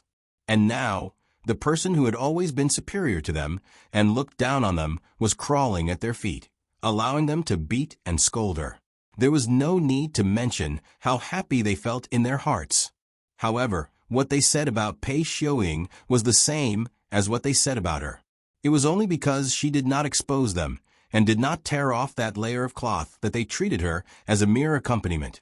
They mocked and humiliated Pei Ying without restraint. In essence, it was just the pot calling the kettle black. Pei Yu's residence in Chuanzhou Constables was certainly not empty. The people who lived here were Pei Ying's ancestors. Of course, they weren't from the main family, but they were very close by blood. Her father was Patriarch Pei's cousin. However, this relationship wasn't that close. For someone like Patriarch Pei, no matter how well he concealed it to the outside world, the clansmen still had some understanding of him, especially those who met him more often. Perhaps some people would follow his lead, but naturally, there were people who despised him. Therefore, as the real owner of this residence, he only maintained a polite attitude towards the so-called members of the main family who had barged into his residence. He served them with good food and drinks. Other than that, he didn't appear if he could. He just thought that it would be over if he just endured it and didn't care about why Madame Patriarch, who hadn't left her house for more than 10 years, came to Chuanzhou Constables. However, if he didn't care, he seemed to have stirred up a big mess. Originally, he was worried that Madame Patriarch would go out and come back dead. However, he didn't understand the situation and could only try his best to get a doctor. Unexpectedly, he saw a good show from the girls of the main family. This kind of upbringing was really amazing. Not to mention that they were the daughters of aristocratic families. They were even inferior to the shrews of the common people. Because the head of the main family was indifferent, his wife and descendants naturally wouldn't get involved. Perhaps the girls of the Pei family had a good time beating their nieces, or perhaps they thought that it didn't matter what they did in the territory of the Pei family. However, they didn't know that they were also laughed at by others. They were extremely disgusted with them, ashamed to be associated with them, and didn't want to admit that they were their clansmen. Although the members of the Pei clan were inconspicuous branches of the Pei clan, this large family and this residence were all painstakingly managed by them. However, these people were even more like the masters of the residence than they were. They didn't hold back at all and really thought highly of themselves. Seeing that the twin sisters were about to kick them, he finally couldn't stand it anymore. Don't go too far. The girls seemed to have just realized that there were other people around and more or less knew that they had lost face. However, each and every one of them tried to remain calm, thinking that they were only from the side branches. How could they dare to laugh at their main family? Thus, they slightly raised their chins with an arrogant face. We've let clan uncle see a joke. They didn't know who was scared like a quail in front of Li Honyuan. This attitude was really asking for a beating. As the head of the family, they didn't have any expression. As the younger generation, each and every one of them gritted their teeth. Just because they were from the main family, they thought that they were superior. If they weren't stopped, they couldn't wait to rush up and throw them out. As the head of the family, now wasn't the time to care about this. What he noticed were the words that the twin sisters used to humiliate Pei Ying. Although the matter of that year was concealed from the clan, unfortunately, he knew the truth. Was Jean Chinwang the child of that cousin? Then he was the grandson of the clan head. However, to give his great-granddaughter to his grandson as a concubine, was this something that the clan head of an aristocratic family could do? It was truly the biggest joke in the world. Take her away and ask the doctor to take a look. Don't take her life. Tell me, what exactly happened today? This is our main family's matter. We don't need to trouble clan uncle to worry about it. The eyes of the man who originally had no ripples on his face became abnormally cold and severe in an instant. His grizzled but smooth beard seemed to be about to float. This matter concerns the survival of Pei clan, yet you still dare to say that it doesn't concern me. You don't know the immensity of heaven and earth. Quickly speak. After all, they were a group of young ladies. Chung Cheng's prestige was only in the inner courtyard, in front of people whose status was not as good as theirs. If others were to be tough, they also couldn't be awe-inspiring. They didn't know if it was because of their upbringing, but when Li Hongyuan was furious, they were scared out of their wits. However, after leaving, without that oppressive feeling, their minds seemed to clear up. Don't listen to their mouths, saying that Pei Yuing had implicated the entire clan. This was just an excuse to deal with Pei Yuing. In reality, they didn't take it seriously at all. They didn't think that Jean Chinwang would do such a thing. Their family was the #1 aristocratic family in Jiangnan. Jean Chinwang simply wouldn't dare. That's right. The things that the clan had instilled in them was to make them so confident. Otherwise, how could they still be busy with internal strife, and not the least bit worried about themselves and the clan? However, in the end, it was not a small matter. It was good that someone was in charge. Also, they picked and chose to say a few things. In any case, they pushed the responsibility onto Pei Yuing and weakened Li Hongyuan's ruthlessness. Instead, their tone towards Li Hongyuan had a trace of contempt. To tell the truth, they were really angered to the point of laughing. Nearly 200 people had died in Linchuan River. Ordinary people didn't know what the specific situation was, but they had certain channels. They acted ruthlessly and didn't leave anyone alive. The entire Chuanzhou Fu was trembling in fear. Jean Chinwang said that he would cut whoever he wanted. He was definitely a master who kept his word. They actually said that he didn't dare. That was how their good clan leader taught the younger generation. The number of Pei clansmen who knew about Pei clan's situation was not small. It was just that for the stability of the clan, they didn't admit it and were working hard on their own. However, what about the main family? Were they all such idiots? Take them all away. Without my permission, they are not allowed to step out of the door.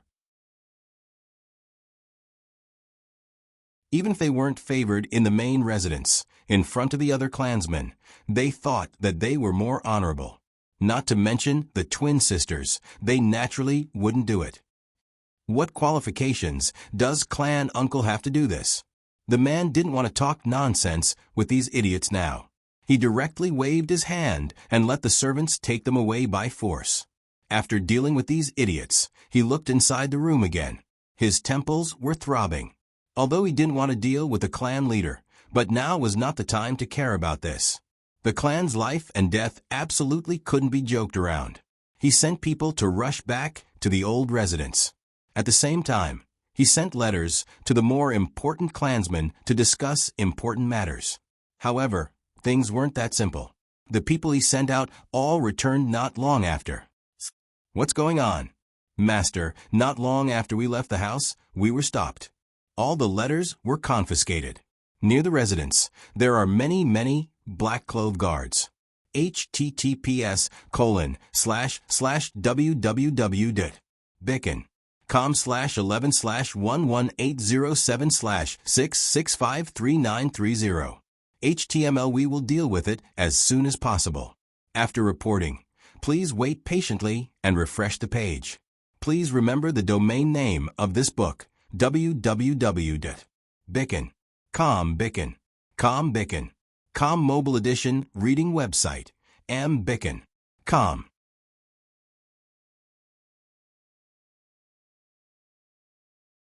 Chapter 345. His wife and children were by his side. They were not the kind of people who were blinded by the reputation of an aristocratic family. All of their faces were deathly pale, their expressions terrified. For a moment, no one spoke. The room was terrifyingly quiet. After the time it took to drink a cup of tea, "Father, why don't we divide the sect? If the main family does not agree, then simply ask to be removed from the clan." Being removed from the clan was not a joke. Under normal circumstances, it was a huge mistake. Being removed from the clan was not their fault. It was all their fault. But now, the people present did not feel that there was anything wrong with this. There was even a trace of hope on their faces. As the head of the family, he naturally thought of this point. But now, at this juncture, this kind of thing could not be done easily. If it was done, it would be throwing stones at someone who was down, being ungrateful, and having a bad reputation. No matter what they did in the future, at least for a considerable period of time, it would be difficult to establish a foothold. Unless it was a last resort, this kind of move absolutely could not be taken. However, if Jin Qinhuang really made things difficult for the entire Pei clan, their final result may not be better than Zi Qing being removed from a clan. Even if it is a different kind of surrender, Jin Qinhuang may not be happy. Perhaps he would even hate it even more. That good clan leader of ours suffered a big loss because of his conjecture. Even now he is still unaware. Moreover, even if he asks to be removed from the clan, it is probably too late. Therefore, we cannot be sloppy, absolutely cannot be sloppy. Let Father think about this matter. Think about it carefully. He stroked his beard again and again. Occasionally, he accidentally used too much force, and this beard was accidentally broken. The result was that he did not feel it at all. Everyone once again fell into silence. This was absolutely not a joke. More importantly, they now knew the inside story. Jin Qinhuang, in order to better achieve his goal, their family should not even think about leaving Chuanzhou. That's right, even if they wanted to arrange Xiao Bei in another place, it was absolutely impossible. It was clearly not their fault, but because of a coincidence, they had to bear the brunt of Jin Qinhuang's anger. This silence lasted for less than half a second. Go and prepare a generous gift. I'm going to ask for an audience with Jin Qinhuang. As the saying goes, the one who tied the bell must untie it. As long as Jin Qinhuang relented, this matter would naturally be over. As for what would happen to the main family, what would happen to the other clansmen, now that they could not even protect themselves, who would care about them? It had to be said that this was the only benefit of bumping into the tip of the blade. Speaking of which, no matter how generous the gift was, it was just like that. After all, Jin Qinhuang was someone who did not lack money, nor did he lack good things. No matter how precious something was, no matter how rare it was, Li Honyuan could think of ways to get it. Many times, precious was not as good as the heart. Everyone knew this, and the mistress immediately went to prepare. Ignoring everything else, the two most outstanding items were 2 pairs of jade pomegranates. Each one was bigger than a fist and had a good head. More importantly, the cracks were just right, and the 2 rows of pomegranate seeds were bright red and sparkling. At first glance, one would think that they were real. The meaning was good enough, and the value of the pomegranate itself was enough to be used as a family heirloom. The mistress of the house touched it again and again. Back then, she couldn't even bear to give it to her 2 daughters as a dowry. Now, for the sake of the whole family, she could only reluctantly part with it. Another thing, knowing that Jin Qinhuang Fei loved flowers and plants, it just so happened that there was a pot of camellias at home. This was the treasure of the head of the household. The gift, along with the invitation, was sent to Jin Qinhuang's courtyard. Then they could only wait apprehensively. After busying herself here, the servant then reported Pei Mingying's situation. The situation was worse than expected. The body was not a problem, as it would be fine after some rest. The problem was that her teeth were loose, and the possibility of them falling out was more than 70%. Another thing was her hair. Because it was pulled hard on a large area, a large piece of her scalp fell off, and blood accumulated under the scalp. It was estimated that all of her hair would fall off. For a woman, this was absolutely fatal, especially for a woman who had not yet married and was especially concerned about her appearance. After listening to the report, not to mention the head of the household, everyone else was the same. They did not know what kind of expression they should show. Thinking about the clan head's foreign who had not yet woken up and was just hanging on by a thread, they did not know if she could wake up. The more they thought about it, the more stifled they felt. It was another sleepless night. The only gratifying thing was that the gift that was sent out was not returned. Then there was still a glimmer of hope. Fortunately, the next day, Jin Qinhuang gave a reply. The head of the Pei family's residence pulled himself together and brought his eldest son to see Jin Qinhuang. Naturally, he was respectful and reverent. His words were careful and cautious. There were some words that he did not dare to say out loud, but the meaning was more obvious. It was to ask Jin Qinhuang if there was any leeway to turn the situation around. If there was, he asked Jin Qinhuang to point out a clear path. As long as he could protect his family, old and young, he would go through water and tread on fire, and would not hesitate to die 10,000 deaths. Li Honyuan calmly drank tea. Pei Shi was so honest from the beginning. Why did Ben Wang have to spend so much effort? The father and son duo did not dare to speak, although they did not do it. But, as the saying goes, one stroke cannot write two Pei characters. All right, for the sake of those few jade pomegranates, your family, Ben Wang can let it go. But don't do what you shouldn't do. That kind of thing with a good meaning, stained with the smell of blood, was not very good. Many thanks to Wangya, many thanks to Wangya. He was absolutely overjoyed. https://www.bicken.com/11/11807/6653934. HTML. We will deal with it as soon as possible. After reporting, please wait patiently and refresh the page. Please remember the domain name of this book, www.bicken.com. Bicken. Com Mobile Edition Reading Website, Bicken.com.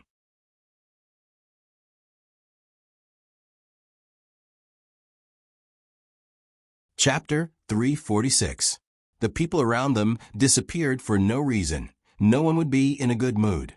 At this moment, the air pressure around Jingwan was very low. Because Baishao and He Mei had martial arts skills, knocking down 3 to 5 ordinary men was not a problem. Therefore, when they occasionally went to buy some things that Jingwan used, they would not bring any guards. Basically, it was just 2 little servant girls, and they all carried items that represented Jin Qinhuang Fu. Even if they had the ability to do anything to them, they would not do anything. After all, if they were used to deal with Jin Qinhuang, they were just servant girls and did not have that weight. Moreover, they offended Jin Qinhuang for no reason, so the gains did not make up for the losses. Because of this, Jingwan was very relieved. From time to time, they would bring the 2 little servant girls out. Sometimes, Qingzhu and the others would also go together. Because there was a situation where they went out for more than 2 shurchen before coming back, and Baishao had always been steady, there was nothing to be worried about, so no one thought much about it. However, after going out for 4 shurchen, it was already noon, and they still had not come back. How could they still sit still? Jingwan immediately sent people to look for them. Baishao naturally knew what to buy. Her first destination was naturally that direction, but the result was of course not found. First, she let a guard come back to report, and the rest continued to look for clues with that place as the center. Baishao and the 2 little servant girls, 3 living people, and their looks were not bad. It was impossible for no one to notice them. If they continued to search, whether they were caught by someone or met with an accident, there would definitely be a clue where they went. Jingwan's face was calm, so calm that it was somewhat scary. However, not to mention Li Hongyuan, the other people around her all knew that she was angry. The anger that floated on the surface was still okay. As long as it was vented, it would be fine. The longer she held it in, the more serious the consequences would be when it exploded. Not to mention He Mei, that was her twin sister. Naturally, she was anxious and uneasy. However, She also remembered her duty and did not throw a tantrum in front of her master. As for the other maids and nannies, because of Jingwan, they didn't get along well with each other. They were like family members, so it was impossible for them not to worry about each other. Even Qingju, who was the most lively one, was unusually silent at this moment, but she couldn't hide the anxiety on her face. Li Hongyuan squeezed Jingwan's hand. "Why don't we just seal the city and look for him?" Jingwan looked at him expressionlessly. This man really had the potential to be a fatuous ruler. Sealing the city a few days ago had already caused quite a bit of panic. Now you're sealing the city again. Does your highness think that the matter is not big enough? Besides, if someone really did it, they might have already left the city. Sealing the city will only delay the search. Moreover, sealing the city at the drop of a hat, even if it was the emperor, he couldn't do it casually. What was she? If the emperor really knew that she sealed the city for the sake of her maid, she didn't know how furious he would be. She didn't know what would happen to her. Not only her, but even the Luo family and the man beside her would be implicated. One was blinded by lust, and the other was an evil concubine. It was simply ridiculous. Didn't Li Hongyuan know these? Of course not. However, if Jingwan really wanted to seal the city, he would not hesitate to give the order and say that he was a fatuous ruler. Well, he was a fatuous ruler. Unfortunately, his sweetheart was too rational and didn't give him a chance to be a fatuous ruler. He didn't know if there would be such a thing in his life. He sent Li Suyen, who was good at this kind of thing, and the only thing left was to wait. Waiting had always been an anxious thing, especially when it concerned the safety of a young girl. It was true that Bai Xiao was good at martial arts, but she was still weak in some aspects, even very fatal. Jingwan had been very calm, but most of the time, she closed her eyes and pretended to sleep. Because she cared about other people, Li Hongyuan was naturally jealous, but he wouldn't show it at this time. He had no choice. He needed someone to serve him. This wait lasted until nighttime. According to the clues, she had indeed left the city and was taken away by someone, and the person was a woman. This conclusion was more or less unbelievable, but it was not impossible. Bai Xiao had martial arts, and she had wandered from place to place. Perhaps she had experienced the fickleness of human nature, but she hadn't experienced too many treacherous people. It was not impossible for her to be tricked by a woman. Moreover, women often made people let their guard down, or it was easy to underestimate the enemy, regardless of whether they were men or women. Although they knew which direction she went out from, there were several forks in the road after 20 miles out of the city. It was hard to tell which direction she went. But even so, they still had to look for her.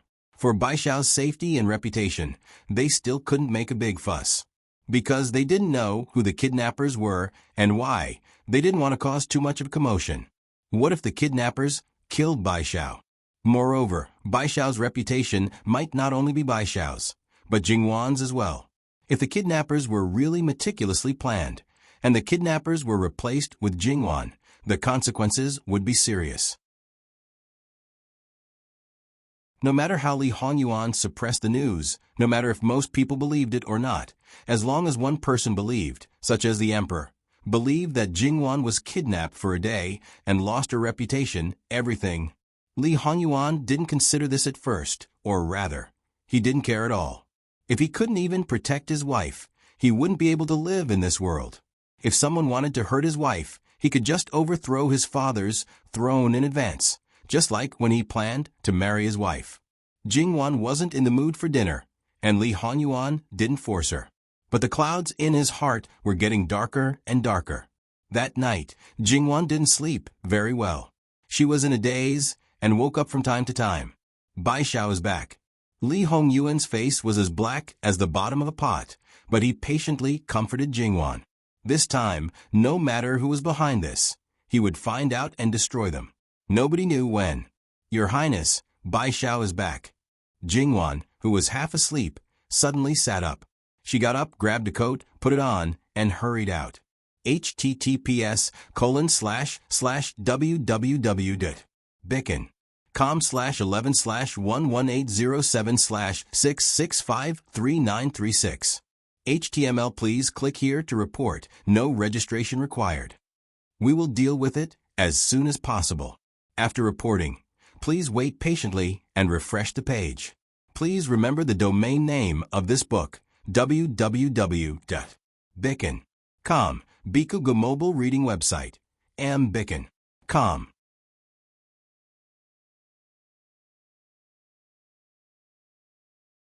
Chapter 347. Princess Consort, Save Her. Bai Xiao's body swayed and she was about to fall forward. Bai Xiao, Jingwan quickly reached out to catch her, but someone was faster than her. Sister Hei still had the strength to hold the two of them. Sister. Her tears fell uncontrollably. She did not sleep at all this night and did not even take off her clothes. She had been holding back her tears during the day. Now that she saw Bai Xiao in such a state, how could she hold back? Quickly send them into the room. Where's Gongjiu? Is he here? Jingwan tried her best to remain calm. Little did she know that she had the intention to kill someone. Jingwan had just finished speaking when Gongjiu arrived. After greeting them, Gongjiu took their pulse. Princess Consort, don't worry. Their lives are not in danger. Jingwan heaved a sigh of relief. Put in more effort. Use whatever medicine you have. I just hope that they can recover to their best condition. Yes.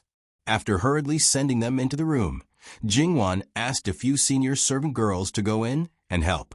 Jingwan was about to ask Li Suyen and the others who were standing behind with their heads bowed when Li Honyuan came in late. It was not that he woke up later than Jingwan. In fact, because Jingwan did not sleep well, he was a lighter sleeper.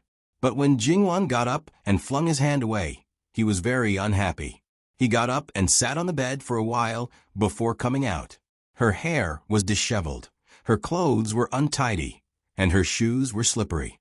Seeing her like this, Li Hongyuan's aura became even more oppressive. As for the fact that his upper body was naked, he was a man, so he didn't care about this kind of thing. He stood in front of Jingwan and helped her tidy her clothes. Go back to sleep. I'll handle this. Jingwan wanted to say something, but Li Honyuan pressed a finger on her lips. As a servant, you made your master worry. They came back alive. Does Princess Consort want me to go back and deal with them? At this moment, Li Honyuan had a domineering aura. This was rare in front of Jingwan. Li Honyuan gently rubbed her cheek. Wanwan, do you not trust your husband? Of course she trusted him. Who else could be more trustworthy than him? No matter how she retaliated, this man would only be more thorough and ruthless. Jingwan looked behind him to make sure that everyone had their heads lowered. Then, she tiptoed and planted a light kiss on Li Hongyuan's lips. I won't say thank you. Li Hongyuan smiled faintly. It's my honor to serve Wanwan. No matter what it is, you don't have to thank me. His sweet talk skill was maxed out. Jingwan kissed his chin again and turned to walk to the bedroom. Without Jin Qinhuang Fei, Jin Qinhuang returned to his normal state. He leisurely put on the clothes handed over by Gong Mama, but it was only on his body. From his neck to his waist, everything was visible at a glance. Speak. Replying to Wang Ye, Miss Bai Xiao was not found by us. We met her halfway. Presumably, she escaped with her own people. Li Suyen respectfully said. Who did Bai Xiao bring back? Replying to Wang Ye, Miss Bai Xiao's state is not right. On the way back, she did not say a word. Even if she wanted to help, she did not allow us to touch the girl. We did not see her face, so we do not know who she is. So, they still did not know what the situation was. Go back and rest. We will talk about it tomorrow. With that, Li Honyuan turned and left. Jingwan had just laid down when she saw Li Honyuan come in. Naturally, she was surprised. What happened? Gong Mama rudely rushed to explain. Wang Fei, you and Wang Ye should rest first. Newbie will look after Bai Xiao. Jingwan nodded. That is the only way. Thank you for the trouble, Mama. Newbie should do it. Soon after, Jingwan fell into a deep sleep beside Li Honyuan. After all, her mind was tense during the day, and she could not relax at night. It was normal to be tired. Li Hongyuan gently touched her face in the dark and took her into his arms. He adjusted his sleeping position and then closed his eyes. In the side room not far away, it was brightly lit and bustling. At this time, Bai Xiao had also fallen into a coma. The person that Bai Xiao brought back had already brushed aside the messy hair on her face. He, Mei and Gong Jiu immediately recognized her, the top hostess of the pavilion boat, Daybreak. As to why Bai Xiao was with her and why she brought her back, she could only wait until Bai Xiao woke up to find out the answer. Daybreak looked terrible. Her clothes were covered in blood. It seemed that she had put them on hastily. She only wore underwear, but there were many holes in her underwear. It looked like she had been whipped. If her clothes were in such a state, it was hard to imagine how her body was made of flesh and blood. Of course, her upper body, under the bloody clothes, was not in a good condition.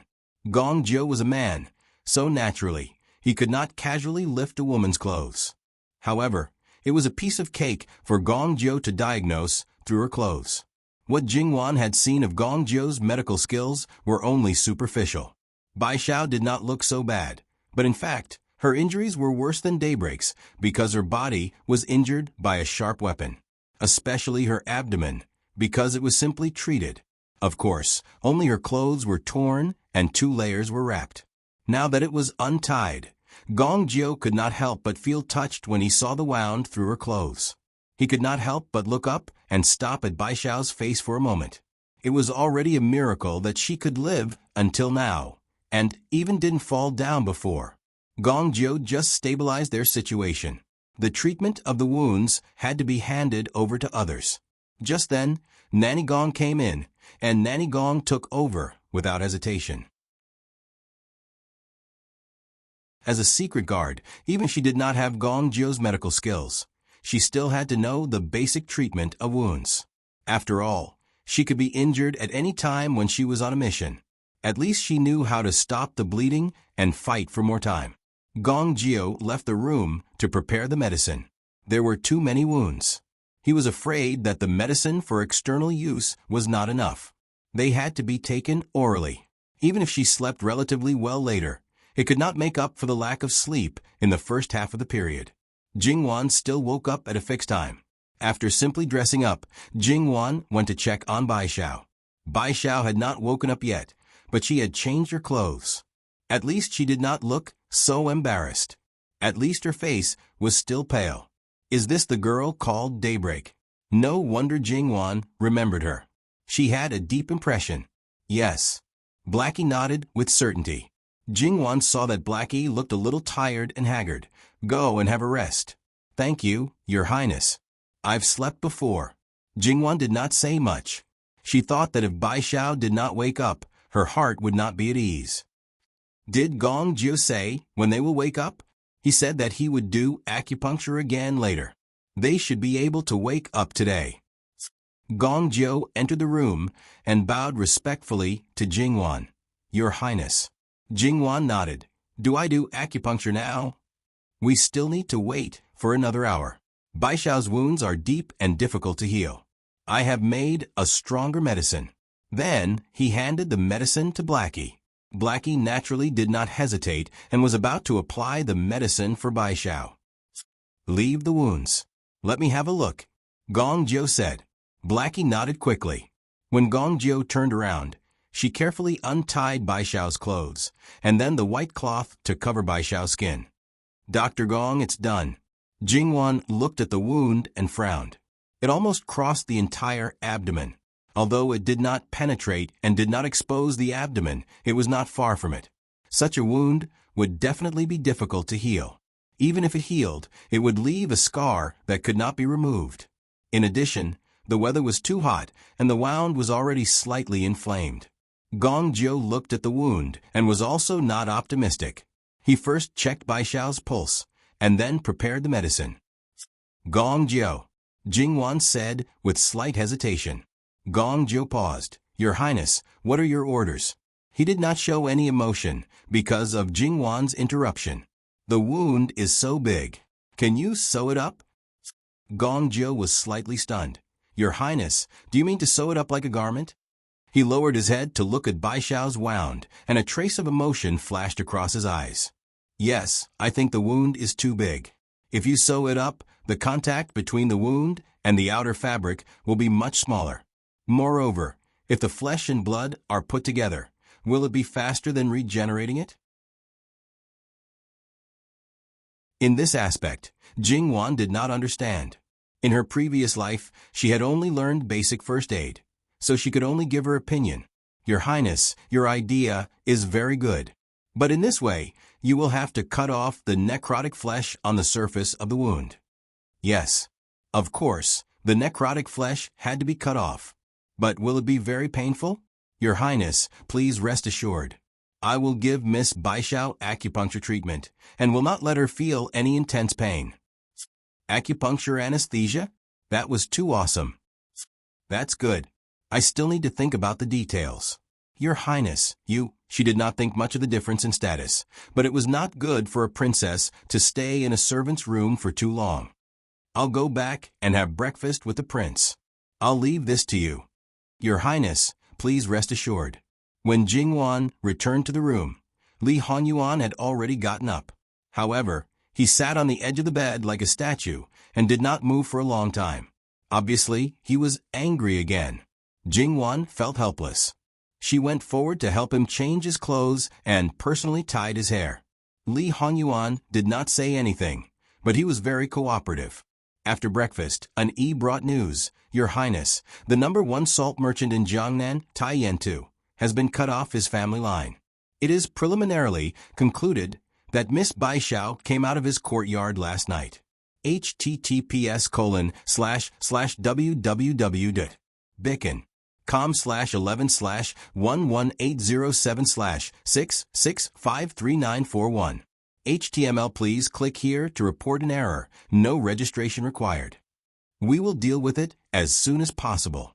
After reporting, please wait patiently and refresh the page. Please remember the domain name of this book, www.bicon.com. Bicon.com Mobile Edition.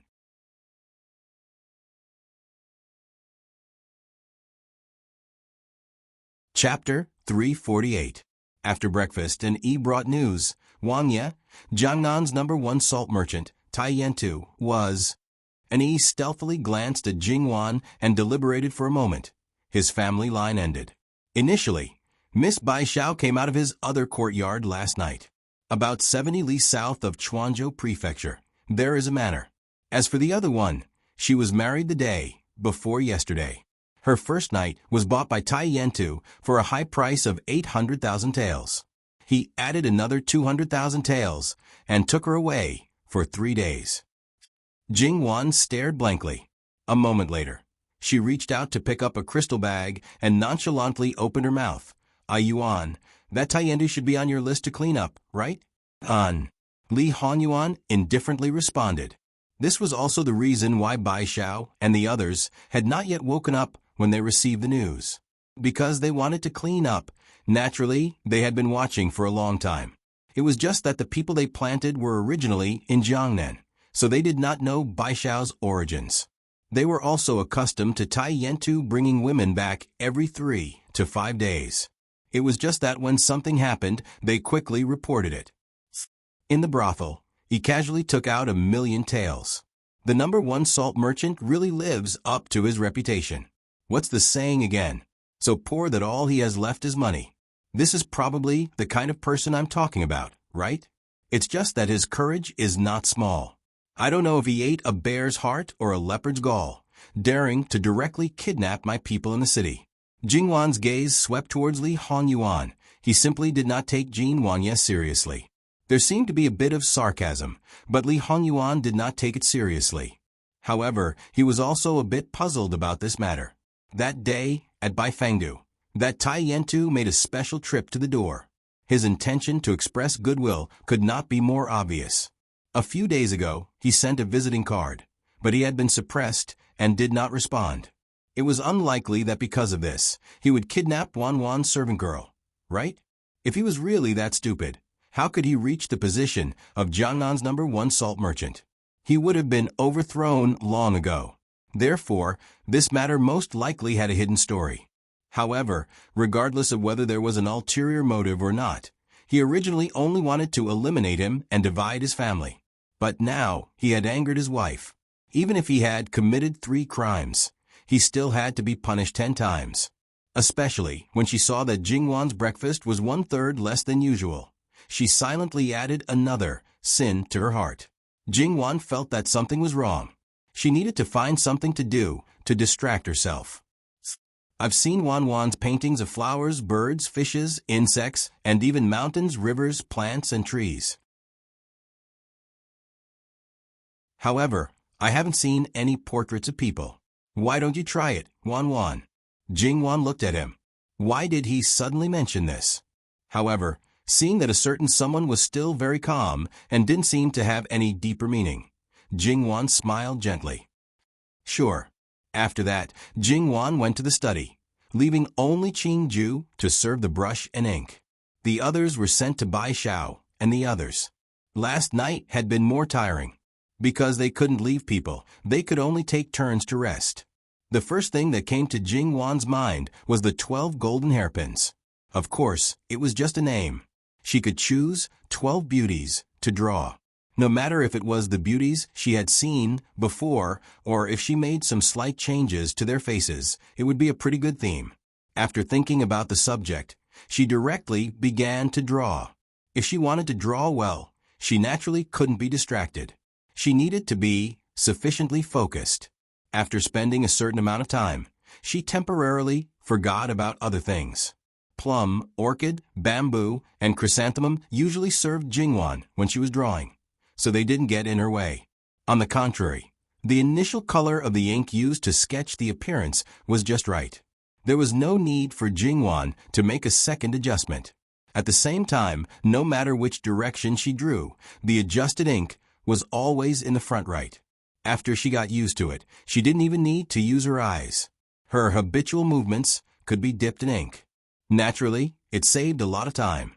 No one came to disturb her, including Bai Xiao and Daybreak, who woke up. No one came to disturb her. This was because she actually didn't need to do anything. After about an hour, Jingwan would rest and move around. She sat down to eat some tea and snacks. Then she would look outside the window. Jingwan also didn't ask about the situation outside. Later, Li Hanyuan came over. He saw that Jingwan had finished drawing the appearance of all the paintings. Some of them had even been colored once. Because most of the paintings were rolled up, Li Hanyuan stretched out his hand and unfolded it until he could see the whole picture. With just a few strokes, the beauties outlined in various poses were already pleasing to the eye. It could be imagined that when the painting was finished, it would be a stunning work. It was enough to show some of Jingwan's skills. It's Wan's first time to draw such a big painting. Yes, it's my first time. This painting would probably take her a long time. Of course, this was under the condition that the time was relatively concentrated. If it was more scattered and she went on a tour, she might not be able to finish painting in a year and a half. Li Hanyuan didn't say anything else. However, he was still unhappy. As for the reason why he was unhappy, it was because his wife's first time wasn't his. It would be strange if he was happy. However, he didn't show his emotions this time. If he could completely flip over the jar of vinegar because of the painting, then Wan probably wouldn't care about him. In fact, after they got married, Jingwan didn't have much time to draw. After all, a certain person was too clingy. Sometimes, when she was drawing, the nature of the painting would accidentally change. However, there were still a few times when she was quietly drawing. Li Hanyuan tilted his head and looked at Jingwan. Do you need help? Jingwan paused and turned to look at him. No need. Yuan, you can either stay by the side or go out and do your own things. There was a bit of firmness in her tone that didn't allow any objection. Li Hanyuan clenched his fist and put it to his lips. He smiled meaningfully. Wan, you don't have to be so nervous. Jingwan was vaguely being teased by this bastard again. She glared at him. Your Highness, you're not allowed to come within 5 steps of me. Li Hanyuan nodded, indicating that there was no problem. However, he agreed so readily. Jingwan was worried again. She turned around and gave Qing-ju a strict order. She was not allowed to go out without her permission. Li Hongyuan chuckled at Jingwan's every bush and tree is an enemy. As expected, he received another angry glare from Jingwan. Li Hongyuan surrendered and said that he wouldn't dare to do it again. Qing-ju also covered her mouth and snickered at the side. After that, Qing-ju was vented her anger on by her master. Li Hongyuan was very well behaved until lunchtime. He leaned on the couch and looked at Jingwan with a lazy expression. However, his eyes were unusually gentle. It was as if she was the only one in his world.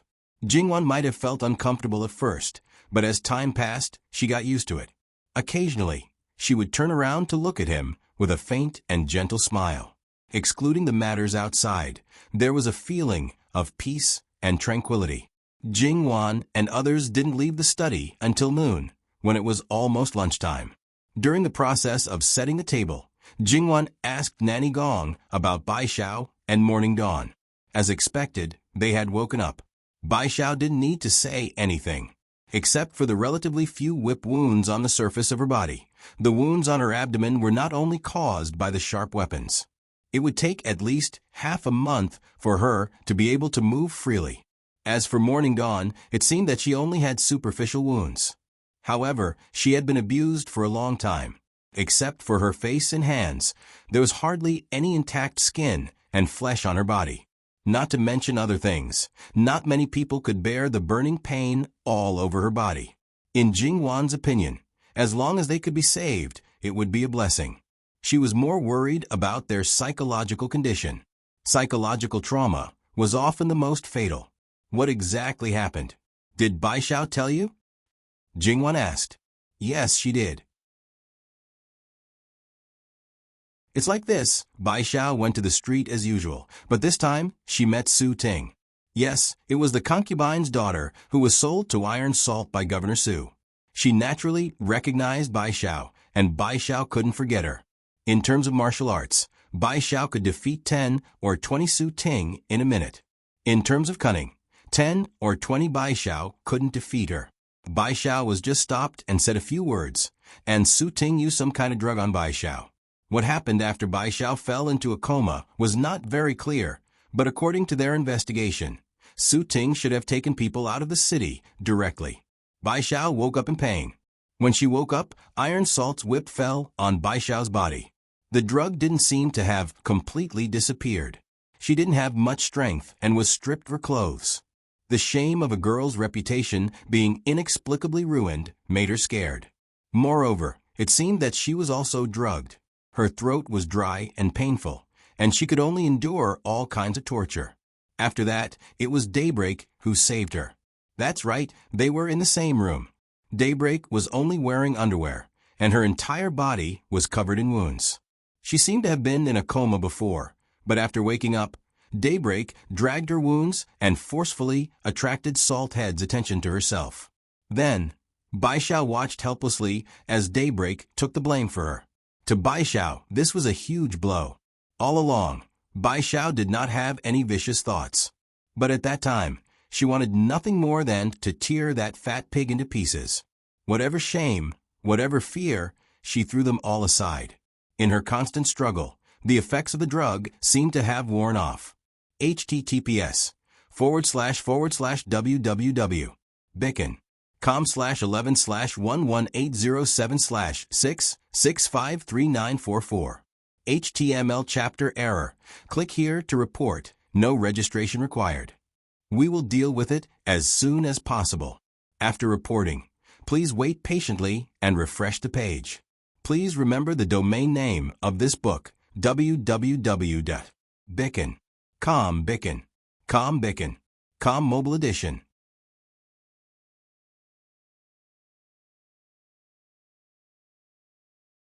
Chapter 349. After calming down, Bai Xiao's IQ also came back. She hastily put on her clothes and helped Daybreak put on another one. Then, she brought Daybreak out of the back window. Daybreak originally wanted Bai Xiao to leave by herself, but everyone who knew her well knew Bai Xiao's temperament. She had always been homeless with her younger sister. She clearly had a better way out, but because of Sister Blackie, she always resolutely shook her head. Not to mention that Daybreak had taken her place. Even if this didn't happen, Bai Xiao most likely wouldn't leave Daybreak alone. She was unfamiliar with this place and didn't know how many people were in this villa. It wasn't a wise decision to rashly go out. Bai Xiao placed Daybreak in the shadows of the darkness and went to light a few more fires, adding another stroke to the chaos caused by Iron Salt's miserable howls. It should be relatively easy to escape from such a chaotic situation. However, she was probably unlucky to meet 3 men who were blocking her way. Even if they weren't very strong, they were definitely trained. Bai Xiao put down Daybreak and prepared to fight to the death. She was injured during the fight. However, because she was determined to die, she snatched a saber midway and got rid of the 3 men. Needless to say, what happened after that could be guessed. In short, Bai Xiao must have put in a lot of effort to bring Daybreak back alive. Jingwan's face didn't change much. A businessman with a huge family fortune and a group of armed guards. What does he want to do? The nature of a businessman was completely elevated to another level. Jingwan didn't need to say much about his ending. As for someone plotting against him, Li Hongyuan pulled Jingwan to sit at the table. I'll take care of this. Wan, don't worry. Save Su Ting's life for me. Didn't I say I'll take care of it? Wan, don't worry. I'll take care of everything. Don't dirty your hands for that kind of person. If you want to keep her life, just let her live. Li Hongyuan's smile after he finished speaking made Jingwan inexplicably a little creepy, but she knew that it was not directed at her. If that's the case, I don't care anymore. It was fine to live, but she was afraid that it would be worse than death. Jingwan's heart did not waver in the slightest. Since Su Ting dared to scheme and use them, she naturally had to be prepared to pay a heavy price. After lunch, Jingwan went to check on Bai Xiao and Daybreak. They were both awake and had some food. The 2 of them subconsciously wanted to get up and salute, but Jingwan hurriedly asked them to lie down. The trauma in her heart was not something that could be healed with just a few words. Moreover, Jingwan was not a psychiatrist. Sometimes, the more she spoke, the greater the damage. After careful observation, Jingwan realized that Daybreak's mood was much calmer. She was mostly enduring the pain on her body. Thinking about it, it wasn't hard to explain. After all, a girl who came from a brothel had already undergone strict training and was mentally prepared. Naturally, she didn't care much about her reputation. Daybreak, Your Highness. Daybreak's voice was weak because of the pain on her body. Thank you. Jingwan didn't lie at all. Daybreak smiled slightly, but because of the pain on her body, her smile was a little forced. This servant was born in a brothel, a lowly life. I just didn't want to see such a beautiful girl being defiled by him. At that time, I thought that it would only be a matter of time, and I wouldn't be able to change the final outcome. However, I didn't expect that a completely different situation would occur. It is this servant who should say thank you. According to the situation at that time, it was true, but Daybreak probably didn't expect Bai Xiao to be so skillful. If you hadn't blocked for Bai Xiao, she might not have had the strength to stand up even if the effect of the medicine was gone. It's the cycle of karma. Daybreak didn't say anything. It was the cycle of karma. Take care of yourself. Don't think about other things. I've caused a lot of trouble for your highness here, but I can't move now. Please send someone to send me back to the pavilion boat. What kind of noble person was the princess consort? How could her personal maid take care of a lowly person like her day and night? Jingwan paused. You still want to go back? Daybreak looked at Jingwan, and a trace of surprise flashed in her eyes. I'm a lowly person. If I fake my death and leave the pavilion boat, I'll be an illegal resident. Even if I give up my face, I can protect myself within a certain range. But I can't do anything. How can I settle down? Her life was exchanged with her mother's life. She promised her mother that she would live no matter what. So even if she fell into the dust of a brothel, she never thought of committing suicide. When Daybreak said this, she still didn't show any emotion, as if she was just stating a fact. The feeling Jingwan had when she met Daybreak for the first time came again. She was either dead in her heart and lived only for the sake of living, or she was too shrewd and everything was calculated by her. According to the current situation, it was unlikely that she was the one who calculated everything. Moreover, even if she was the one who calculated everything, she should have done it step by step. If she was really helpless and had seen through the world of mortals, it would be a pity for such a woman to continue to practice in that kind of place. I don't mind having one more person by my side. How about being my maid? If you don't want to serve me, I can arrange another identity for you. Daybreak was a little surprised. Then she lowered her eyes and apparently fell into deep thought.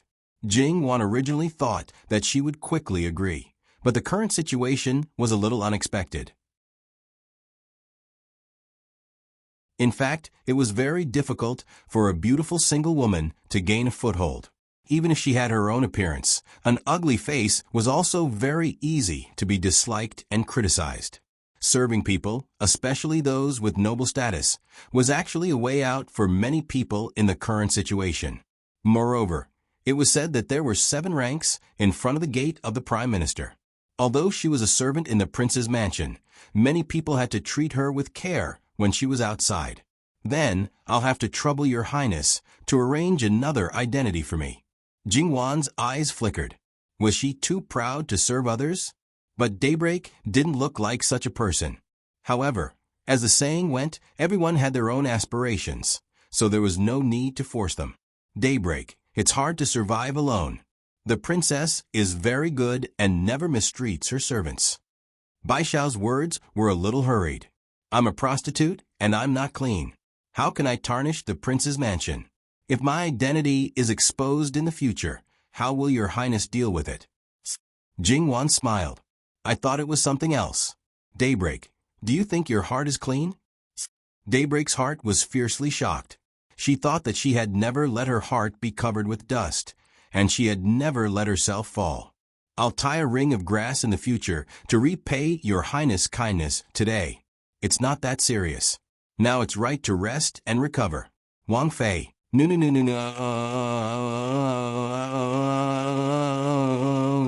She also knew that the best outcome was to let Aunt May think that she was already dead and not have the slightest bit of involvement. However, she could not do it. You don't have to worry about this. Rest well. She got up and looked at Baishao. You too. It's all over. Don't think too much. I've made your highness worry. There's no need to say this. Speaking of it, you've probably suffered an unexpected disaster.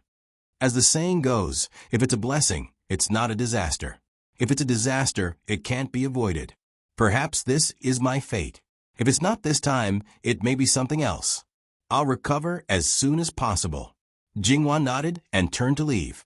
Mama Gong followed Jingwan. Your Highness, don't worry. It's not as serious as you think. Both of them are still virgins. Jingwan paused. She's still a virgin? Baishao also said that Daybreak was taken away by Iron Salt one day in advance. How could? I also found it strange, so I asked the person in charge of investigating this matter. It said that Iron Salt has a hobby of playing with women. Generally, he would ruthlessly abuse them for 2 days, and then do it with his body covered in blood. Jingwan only had one word left in her heart: pervert. And it was the kind that couldn't be more derogatory and disgusting. It's too easy to kill this kind of person with a knife. Mama Gong said in her heart, because of your highness's words, some people will die a horrible death. Li Honyuan naturally had no objection to Jingwan's request to let Daybreak stay. As long as she served her master with all her heart like the other maids and didn't have any evil thoughts, she would just have another mouth to feed. As for whether this person would do anything wrong, to be honest, it would be strange if something happened under his watch. Jingwan still asked Eunuch Mu to go. Speaking of which, a eunuch repeatedly visited a brothel to seek psychological trauma. Eunuch Mu went and came back quickly. But he didn't send out the money he prepared to redeem himself. Instead, he brought back a box. I went to the pavilion boat and explained the matter clearly. When I was about to talk about redeeming myself, the boat owner asked me to wait for a while. In the end, I waited for this box. I didn't see what was in the box, but the boat owner said that it was a banknote of 1,000,000 taels of silver. According to the boat owner, she originally wanted me to bring some jewelry back for Miss Daybreak, but those things were given to Miss Daybreak by her previous customers. Now that she's out of that place, it's uncomfortable to use those things.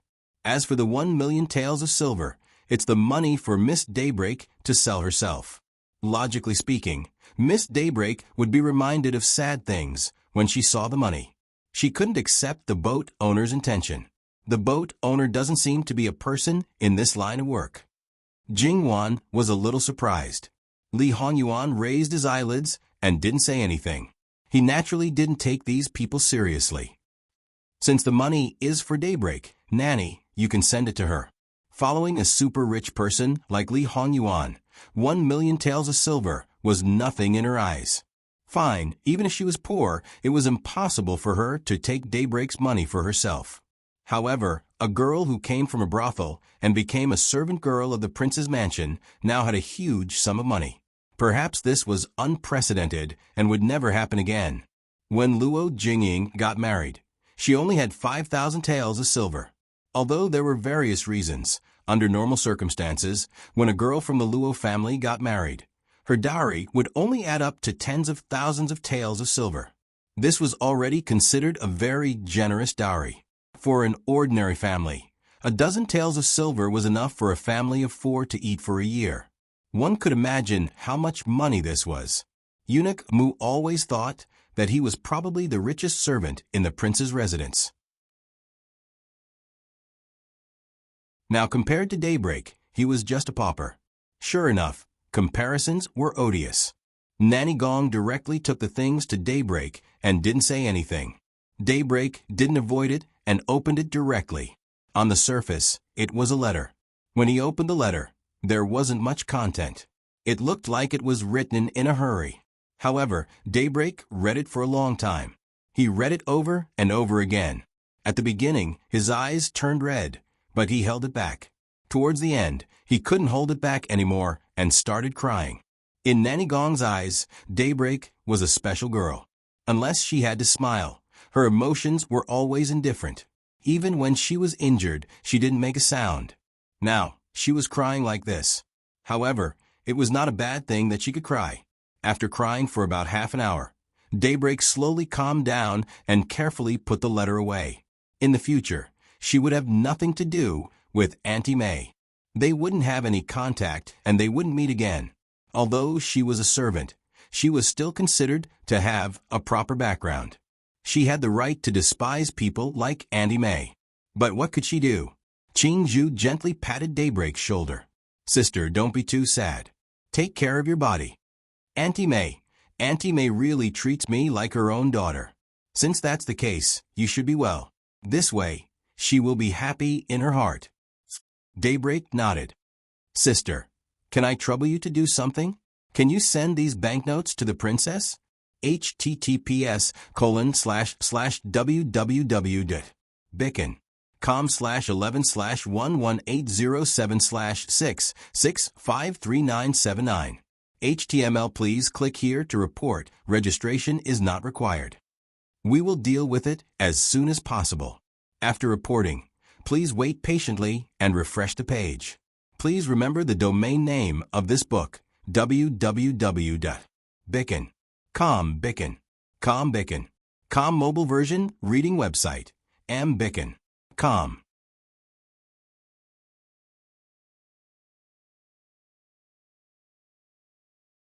Chapter 350. Daybreak hesitated for a moment, but in the end, she still put away and casually placed it on the side of the pillow. Perhaps it was because she had fiercely cried, but at this time, she felt physically and mentally exhausted. Closing her eyes, she quickly fell into dreamland. But her sleep was not stable. Her closed eyelids trembled slightly, and her eyelashes were slightly moist. Looking at her, one could not help but feel pity for her. Qing Zhu wrung out a handkerchief and wiped her face. Sitting on the side of her bed, she quietly watched her for a moment. Sighing in her heart, Hongyan's life was full of misfortune. Soon after, a smile appeared on her face, thinking that in the future it would not be like this. Wang Fei was the best mistress, generous and benevolent. As long as they did not have any thoughts that they should not have and obediently did what they should do, their lives would not be bad. After daybreak, it gradually calmed down. It was probably because her heart had calmed down and was ready to welcome a new life. Daybreak slept for more than 2 shurchen. 1 shurchen equals 2 hours. After waking up, her spirit looked a lot better, and the feeling that she gave people also changed a little. She seemed to not be so indifferent and had some vitality, as if her dead heart had started to beat again. However, it was not strange to have this kind of change. Leaving that kind of place was equivalent to jumping out of the fire pit. She also did not enter the inner residence as a concubine, so she did not have to worry about the chaos of fighting between wives and concubines. Being well-behaved, she could always live a comfortable and stable life. Daybreak turned her head and saw that the box beside the pillow was motionless. It could be seen that during the time she was asleep, no one had reached out their hand. Although she did not know the specific amount inside, but with the face value of 10,000 taels per piece, there were at least several 100,000 taels in the box. As the saying goes, wealth moves people's hearts. As a servant of Jin Wangfu, they could not be moved by so much money. Were they as rich as their mistress, and did not even have the slightest curiosity? Definitely not. It could only mean that their temperament was good. Daybreak slowly smiled. It seemed that the pain on her body had lessened a lot. Although it was still painful, her heart felt comfortable. Her action was not deliberately to test anything. Daybreak was also a person who did not care much about money, so she just casually let it go. Then, she unexpectedly got this kind of result. They had stayed in Chuanzhou for a long time. According to the plan, they would leave in the next few days and head to the next Fu city. As for Baishao and Daybreak, they would either stay in Chuanzhou to recuperate or go with them. After all, when Jingwan and the others left, they could also stay on the boat. Taking advantage of the 2 or 3 days left, they could recuperate more. At that time, it was up to them whether they left or not. Naturally, Gongzhou was still busy making the elixir of youth. From the first batch of medicine, he knew that this prescription was not fake. It was indeed that ancient prescription. Moreover, after carefully studying the medicine in it, he was 100% sure that it would hinder fertility. Moreover, as long as one took 10 pills, it would take at least 10 years of recuperation to conceive a child. Moreover, the damage caused by this medicine could not be seen under normal circumstances. After careful consideration, Gongzhou made some slight changes to the prescription. Originally, there were 10 pills. 5 pills would take 10 or 20 years of recuperation, and it had to be done properly. In this way, 100 people could save nearly half of the medicinal herbs. It also saved time and effort. Why not? During this period, Li Hongyuan met 2 people. One was Iron Salthead, and the other was Su Ting. It was unknown whether it was intentional or not, but the 2 of them met together. Iron Salthead's injuries hadn't healed yet. His body was still as fat as a pig's. However, the Methria Buddha's smile on his face had disappeared. Only after seeing Li Hongyuan did the evil aura around his body lessen a little. He, Iron Salthead, had followed his father to run the business when he was a little over 10 years old. At that time, he was just a small merchant. After suffering enough, he also learned to be obedient.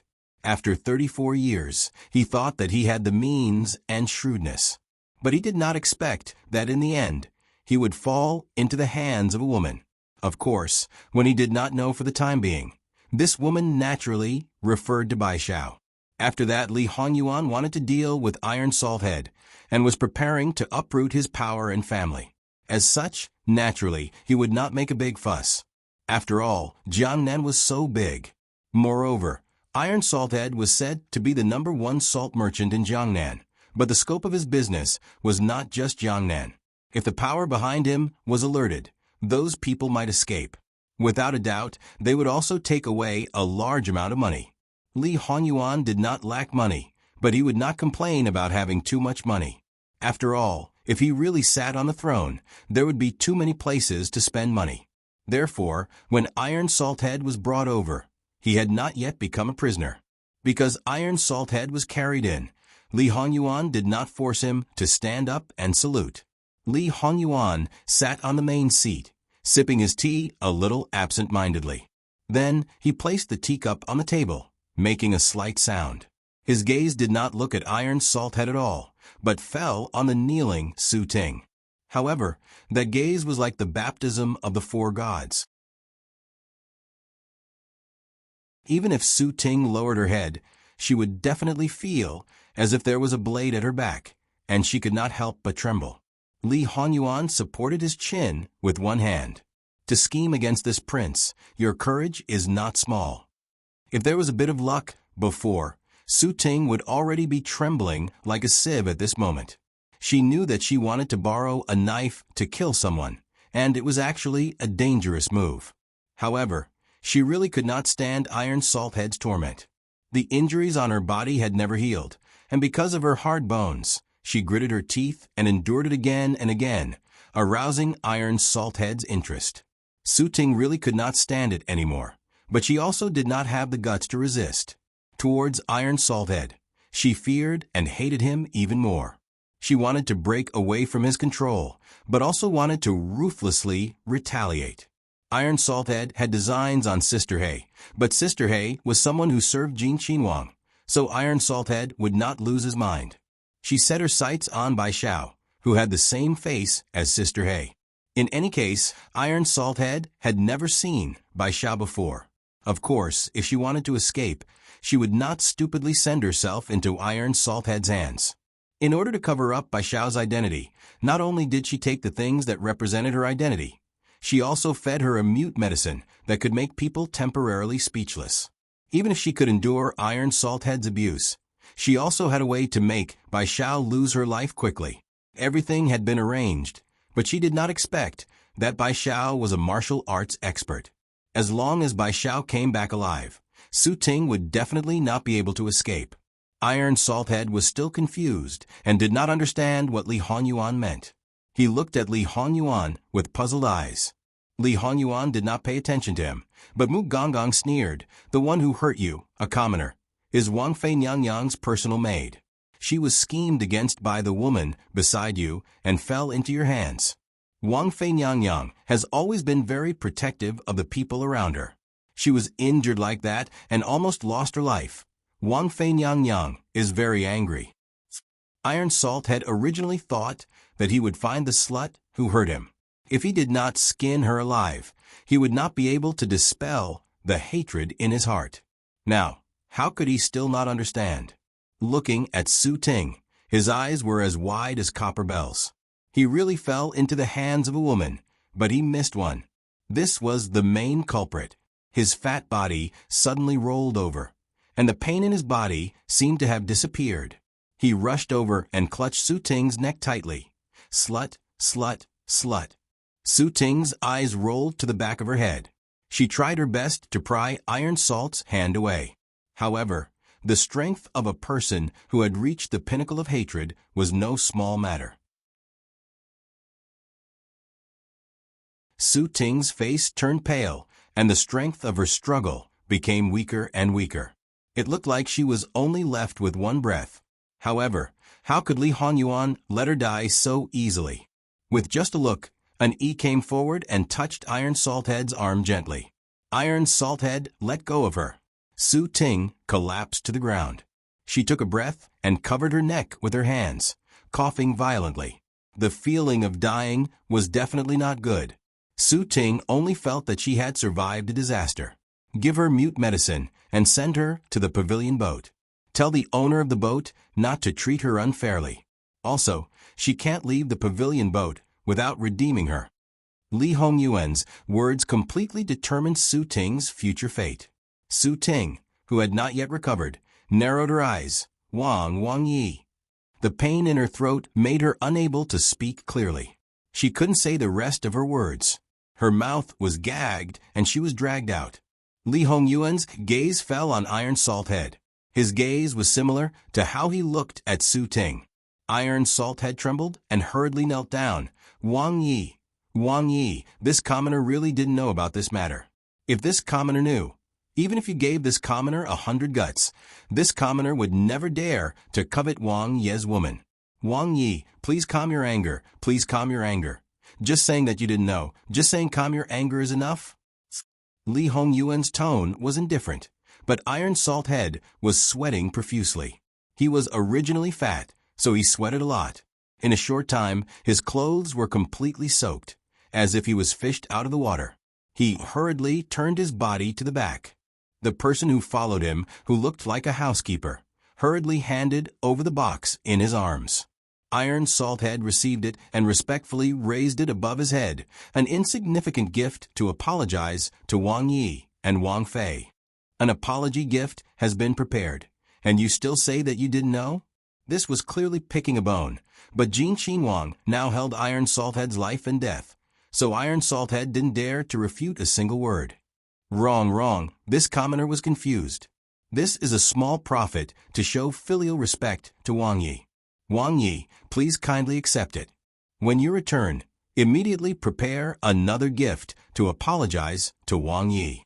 Wang Yi, please kindly accept it. Li Hongyuan raised his chin. Mu Gonggong understood and took the box. Opening it, he presented it to Li Hongyuan for a look. From the looks of it, there are several million taels in banknotes, and this is still an insignificant gift. Ben Wang is rather curious. What will be the generous gift that you all gave? A mere merchant had more than 20 million taels of wealth. Of course, this was just gold and silver. How could such a person not think of ways to plunder all kinds of rare treasures?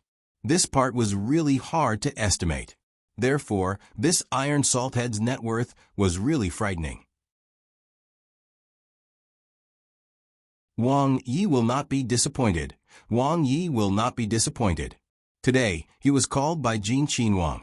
He thought that there was an answer to his previous visit, so even if his injury wasn't healed, he still forced himself to come. The 5 million taels in banknotes was originally a filial gift to make friends. He also knew that if the first gift was too much, it would only make the other party's appetite grow bigger and bigger. Perhaps in the future, the other party would reach out and ask for money from time to time, becoming more and more accustomed to it. However, he himself also knew that the only capital he held in his hands was money. Other connections, in the eyes of a Wang Yi, were nothing. Therefore, if he wanted to climb this high branch, he had to let the other party see his value. Clenching his teeth, he took out 10 million taels in one go. And the result. But now the nature was completely different. It was money to buy his life. See the guest out. Iron Salthead didn't dare to say anything and could only respectfully withdraw. After he went out, he almost fell head first. In his life, Iron Salthead had never suffered such a big loss. However, after suffering this loss, he didn't have the slightest thought of revenge. When he thought of Su Ting, who had harmed him to this extent, he hated her so much that he vomited blood. However, it was impossible to redeem her. Even bringing her out of the pavilion boat for 1 or 2 days was not possible. Now, he couldn't personally deal with her, but he could call someone to do it. Slut, if I don't make you beg for life and death, Lousy wouldn't be called Iron Salthead. Inside the room, Li Hongyuan's banknotes lacked interest. Squeeze people dry and send them to be salt slaves. So, to Li Hongyuan, this black-hearted and black-bellied person, apologizing would be enough? Wishful thinking. Moreover, he didn't even verbally promise. If it wasn't to save trouble, Iron Salthead wouldn't even have time to recuperate. And this filial piety became Jingwan's private property. Jingwan felt that ever since she married, ever since she was engaged to a certain person, she had become numb to things like gold, silver, and treasures. Especially on this trip to Jiangnan, not to mention counting money until her hands cramped. Looking at these things was like looking at a pile of waste paper. She felt that she had almost lost the concept of money. It was just a number. Jingwan felt that she needed to find something to balance it out. After thinking about it, she got it. In the last feudal dynasty in her previous life, the Empress Dowager, who was at the end of the country and family, spent 40,000 taels of silver a day. She spent 10 million taels of silver on her birthday. In comparison, She only received a little more and didn't squander. And it was balanced. And the owner of the pavilion boat, Auntie May, took over Su Ting and said that she would definitely follow the prince's instructions. At this point, Su Ting, who was good at singing and dancing, had unparalleled talent, and was beautiful to a certain extent, not inferior to Daybreak, became the lowest prostitute on the pavilion boat. As long as one could step through the door of the pavilion boat, they could casually ask for her with a bit of money. Throughout the day and night, except for that little bit of rest time, she wouldn't lack all kinds of men by her side. Moreover, Auntie May also forbade her from showing off her talent. Every time she found out, she would be beaten to death. These days would accompany Su Ting until she died. Whether she died on the bed or really couldn't take it anymore and committed suicide. However, Auntie May was a kind person. She gave the only bit of kindness she had to Daybreak. Wanting to die under her hands was not a simple matter. After 2 days, Gong Jiu's ageless pills were all prepared. Li Honyuan did, as he said, and directly sent people to deliver it to the Pei family's Chuanzhou residence. Eunuch Mu personally brought a few people and handed the things to the head of the family with a smile. Then he warmly greeted the Pei family's madam and the few ladies. That Pei family's people didn't dare to be negligent and respectfully answered one by one. The old lady is awake? That's the best. We can bring the ageless pills back to the Pei family's main residence. As Eunuch Mu said this, he clicked his tongue in wonder. This old lady's life was really tough. Gong Jiu had already told her to prepare for her funeral, but she still stubbornly held on and even woke up. Facing Eunuch Mu, the head of the family broke out in a cold sweat. I'll have to trouble old Mr. to take care of those ladies. He seemed to be referring to the boxes containing the ageless pills. TSK, the ageless pills.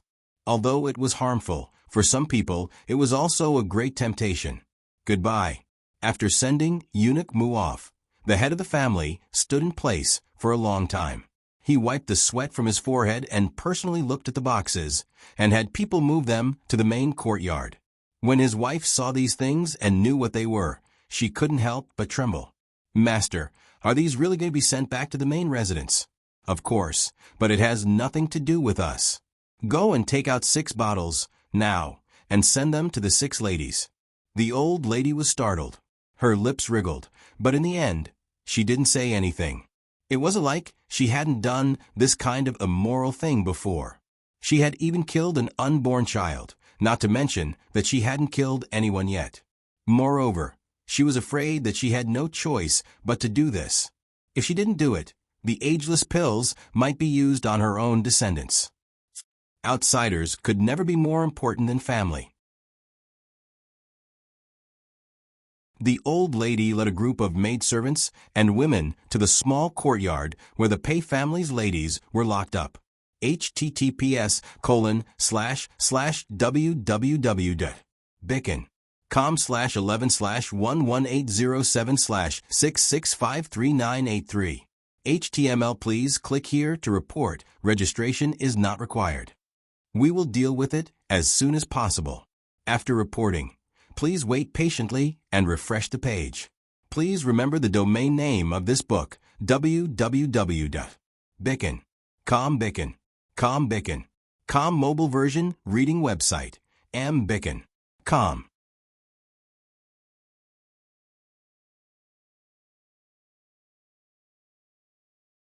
Chapter 351. These days, they had been clamoring for the main character. Now that they finally saw her, each and every one of them harshly threatened her.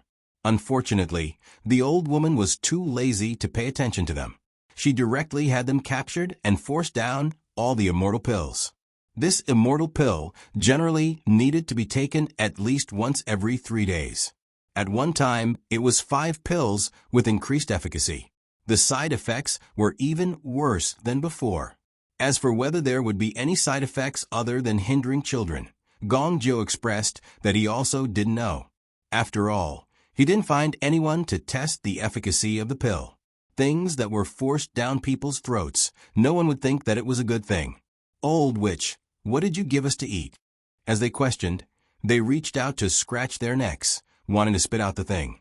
The old woman was quite indifferent towards these people from the main family. People from prestigious families all thought highly of themselves and considered everyone beneath them. As the saying goes, if the upper beam is not straight, the lower beam will be crooked. The virtue of these little ones was enough to see what the previous generation was like. It was no wonder that it caused the family to fall to such a state today. Not to mention that there was no family power in the imperial court. Even if there was, such insolence would only bring disaster to the family. What did you eat? Ah, the immortal pill that Jin Qinhuang sent over. The old woman smiled. A beauty-preserving sacred product. Ah, how many people want it, but can't even see it. You all ate 5 of them at once. You should be rejoicing. Seeing the ghastly appearance of these girls from the main family, the old woman's original sense of guilt completely disappeared. If she had to say, Jin Qinhuang was really benevolent. There were many ways to sterilize a woman. Why bother to make such a beauty-preserving good thing? She was already old and wouldn't drool over this thing. However, her married daughter and daughter-in-law should like it very much. In any case, they had already reached the age of old pearls, and their children were already more or less born. To be able to become beautiful, who wouldn't want it? Unfortunately, it was just a thought. She didn't have the courage to touch this batch of pills. Otherwise, she wouldn't even know how she died. At this moment, each of them became pale. They no longer pretended to scratch their necks. Instead, they no longer cared about their bearing and reached into their mouths to scratch their throats. Unfortunately, it was all in vain. That fingernail-sized pill not only tasted good, it also melted in their mouths. How could he really dare? How could he really dare? We are from the main family of the Pei family. The Pei family is the richest family in Jiangnan. The richest family, do you understand? Wasn't he afraid of offending the Pei family? Who gave him the guts? Who gave him the guts? The old lady stood at the side as if she was watching a joke. They didn't live up to their name. So what if they were the #1 clan? Who gave Jin Qinhuang the guts? Of course, it was his birth. Moreover, what he gave was a beauty supplement, and it was a prescription from the Pei family. As long as he did not mention the side effects of this medicine, who could criticize him? Speaking of side effects, he had to talk about why the Pei family gave him this prescription. If he revealed it, not only could he push it away cleanly, but he could also openly cause trouble for the Pei family. The old madam suddenly realized the reason why Jin Qinhuang used the immortal Dan instead of other extinct medicines. It was indeed brilliant. What's the use of shouting at me? If you have the guts to shout at Jin Qinhuang, you might as well see if he has the guts to directly dispose of you. Old witch, you dare to help outsiders against your own people? Grandfather will not let you off. Just you wait. The old woman looked at them coldly. This was exactly what she wanted. She flicked her sleeves and left. Old witch, stop for me, she shouted fiercely. But this was not her own territory. As the host, when she became ruthless, could you, a mere guest, have the advantage? After leaving this side, she looked at the closed door on the other side. Ever since Pei Yuing was violently beaten, she had not left that room. And those who had seen her, other than the doctor, were only the 2 servant girls who served by her side. It must be said that the 2 servant girls had also been dealt with very miserably. There was no other way. Who told their master to be favored, they also followed suit. A few days ago, the old madam did not pay attention to her at all. Now, she directly let someone knock on the door. The door was only opened a crack when it was rudely pushed back. If the servant girl who opened the door did not retreat quickly, she was afraid that she would have been directly knocked to the ground.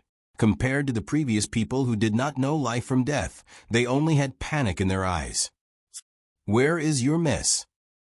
The servant girl stammered and could not say anything. The old madam was also impatient and directly sent someone to find her. The room was so big that it did not take much effort. However, this move did not find her. The old madam sneered. Did they really think that she was too ashamed to see people and hid in the room and did not go out? How long has your master been out? Old madam, shut up. I am just a commoner with no rank and no grade. I am not worthy of this title. Only people in the main house dare to break the rules. Just say it. How long has your master been out? Don't talk nonsense. Just went out not long ago. This servant girl was not arrogant at all now. Come, go and find the miss of the 4th generation of our main house. She is the role model of the Miss Pei. She cannot lose face for the Pei family. The old madam did not think that Pei Yuing could leave this house. Because of the recent events, she gave a death order. The front door, back door, side door, and corner door of the house were all very strictly controlled. If anyone received benefits and secretly let a master out, if they were caught by her, it would not be as simple as being sold. Sure enough, Pei Yuing was still looking for an opportunity to go out. Unfortunately, she was not able to do so. She was still secretly hating that an ordinary house was so strictly guarded. She thought that there was some treasure in this broken house, and did not know that this was the influence of Jin Qinhuang. Pei Xiuying was not familiar with this house. When the servants here deliberately wanted to find her, it was simply a matter of time before they caught her. Pei Yuing was forcibly pulled back, but she firmly protected the headscarf on her head. Her face and body were fine, but her head, the old madam glanced at her and declined to comment. Miss, it is best to know your place. Don't think that you can achieve your goal after leaving this house. Jin Qinhuang's people are guarding outside. Because of your ambition and self-righteousness, you have harmed the Pei family to this extent. Do you really want the Pei family to be exterminated before you are satisfied? Pei Yuing pursed her lips and did not speak.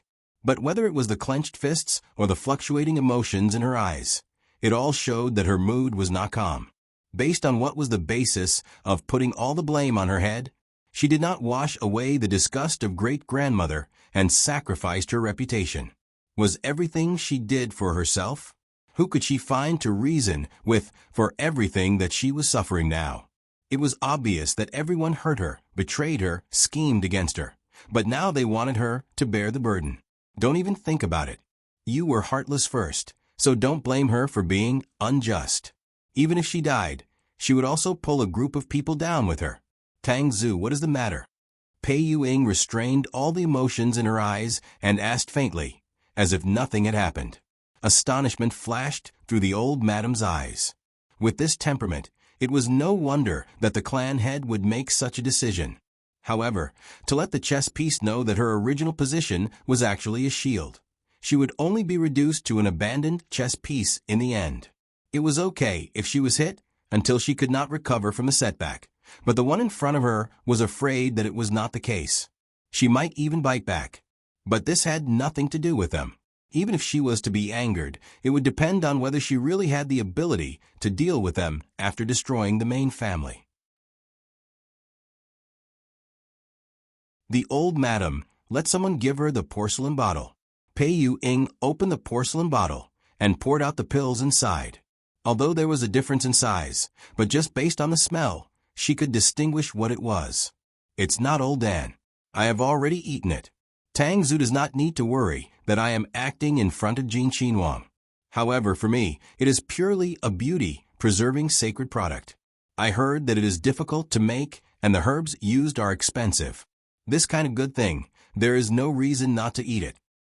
Then she naturally remembered Jin Qinhuang's words that day and unhesitatingly ate all the pills one by one. The old madam was very clear that this kind of woman would be very frightening. Tomorrow, I will send you and aunt back to the main residence. The ageless Dan has been sent. It is indeed time to go back. Thus, I will trouble Tang Zhu. At this time, Pei Yuing looked very normal, but the old madam felt that her insides were full of darkness, and there was a hidden poisonous snake. Moreover, it was the kind that harbored hatred and could choose to devour people at any time. She did not say anything and only wanted to leave quickly. Respectfully sending Tang Zhu off, Pei Yuing bowed gracefully. Soon, there was only Pei Yuing and her two servant girls left in the room. The servant girls shrunk back. They also felt that the current master was extremely frightening because this reaction was simply not normal. Although the Pei clan head's wife would occasionally wake up, but this situation was not optimistic. There was a possibility of her dying at any time. If she could hold on until she returned to the main residence and then die, it was not bad. She simply packed up, and the people of Li Hongyuan would not stop her. It was worth mentioning that the Pei clan head did not receive any news from Chuanzhou Fu for a long time. His heart was faintly uneasy and sent someone to Chuanzhou Fu. However, that person was also considered smart. After sensing that something was wrong, he did not go near the Pei clan residence and immediately rushed back. When the Pei clan head received the news, the uneasiness in his heart became more and more obvious. He always felt that something big was going to happen. After hesitating for a while, he decided to personally go to Chuanzhou Fu. Then, when he approached Chuanzhou, he met the people of Pei clan who were returning.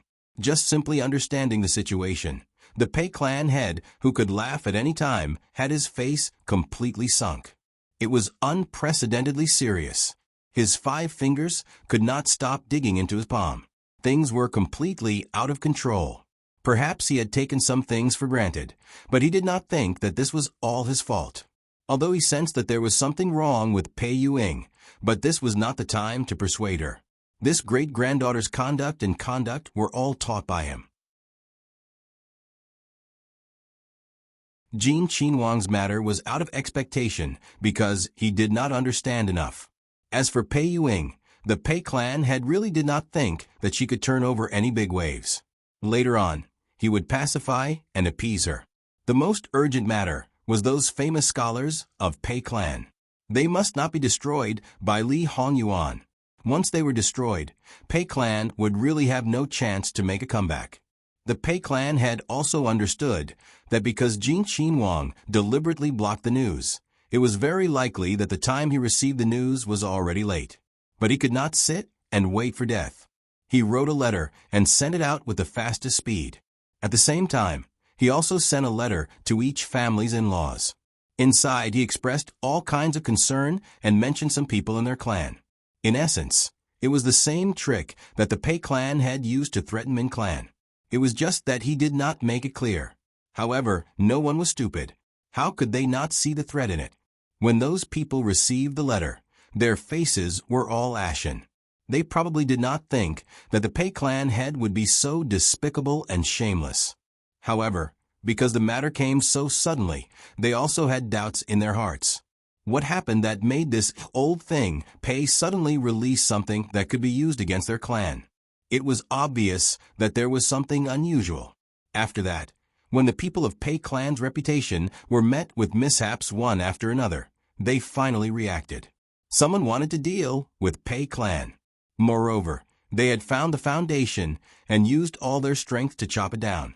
It made people only feel fear and trepidation. Whether or not to help Pei clan became a big problem. If they helped, they would offend the person who wanted to deal with Pei clan. Who knew if they would become the next target? If they did not help, they would be held by this old thing Pei and could be dragged down by him at any time. Of course, these were all for later. Let's not talk about it for now. The Pei clan head wrote the letter and ordered them to return to Pei County. Other than that, he did not say a word. He did not even look at his seriously ill wife. He only closed his eyes and rested, thinking about what to do next. At the same time, Jingwan and the rest also packed their luggage and prepared to leave Chuanzhou Prefecture and head to the next prefecture city. The accompanying officials naturally had to stay and continue to work hard until the new officials were in place. It had to be said that when Jin Qinhuang left, the entire Chuanzhou Prefecture city, from the top officials to the bottom of the commoners, did not let out a sigh of relief. There were even people who secretly clapped their hands in celebration. For the commoners, punishing the corrupt officials was something to be happy about. However, if the turmoil was too big, it would only make people involuntarily panic. Therefore, it was better to leave. Jiangnan had 4 prefectures and 20 prefectures. Li Hongyuan was prepared to go to every prefecture city. However, because the matter had been dealt with so far, they could follow the same pattern in the prefectures later. If there was a special situation, they would deal with it specially. This was the so-called killing the chicken to warn the monkey. The living king of hell was too ruthless. He did not show mercy and was not afraid of offending people. Naturally, no one dared to stroke the tiger's whiskers at this time. As long as Jin Qinhuang was in Jiangnan, all the officials had to behave themselves with their tails between their legs, including the neighboring prefectures. At this time, they were all very careful. Although they had to continue with their work, they were also very idle. Now they were really focused on sightseeing. Sitting on the boat, Jingwan leaned on the windowsill, enjoying the breeze. It was incomparably comfortable. Baishao and Daybreak did not hesitate to choose to follow. If they stayed in Quanzhou Prefecture, according to Jingwan's temperament, she would definitely leave at least 2 close people to take care of them. Jingwan did not have many people by her side. If they went together, she could casually take a little time to take care of them. At other times, it would not affect serving Jingwan. In Jingwan's view, this was also the best. After all, Gongjiu would definitely follow. With Gongjiu looking at them from time to time, naturally, she would be more assured. After Baishao's wound was stitched up, it recovered quickly. After sleeping in bed for a few days, she slowly got out of bed and walked. Gongjiu paid attention to her injury at all times, preparing to perfect this method and sort it out. For the treatment of external injuries, this would become a very important method. For the average person, it was hard to say. After all, there was a saying that the body, hair, and skin are given to the parents. Do not dare to damage it. However, on the battlefield, it was different. This may save more people's lives. As for Daybreak, because they were all superficial wounds, they had basically scabbed over. However, there were too many parts of his body that were densely packed together. If he moved, the scabbed areas would be in pain. If he wanted to move freely, he would still need some time. Her recovery was good, and her mentality seemed to be fine. Jingwan was naturally relieved. Perhaps in consideration of their situation, they still used the waterway to go to the prefectural city, and not the prefectural city closest to Quanzhou Prefecture. Seeing this, Baishao and Daybreak were moved. They did not say anything, but focused more on recuperating. They hoped that they could recover soon and serve Jingwan better. Li Honyuan naturally understood Jingwan's intention. Anyway, their return journey was uncertain, so it did not matter if they took a detour. However, when Li Honyuan occasionally saw Baishao and Daybreak, who came out for a little exercise, he looked as if he was looking at dead people. How could they distract his wife? If it were not for the fact that Jingwan would be angry, he would definitely kill them directly. This was the first time that Daybreak encountered such a situation, and her legs almost went weak. Baishao was fine, and she was used to this kind of thing. Therefore, after Li Honyuan left, she just calmly patted Daybreak's arm and said, "It's okay. His Highness values the princess too much, and he will not allow the princess to look at others. However, as long as we serve the princess, well, the prince will at most be cold. The princess is the most important one, and we just need to avoid him." https://www.bicken.com/11/11807/6653988. HTML. Please click here to report. No registration required. We will deal with it as soon as possible. After reporting, please wait patiently and refresh the page. Please remember the domain name of this book, www.bicken.com. Bicken.com mobile edition website, ambicken.com.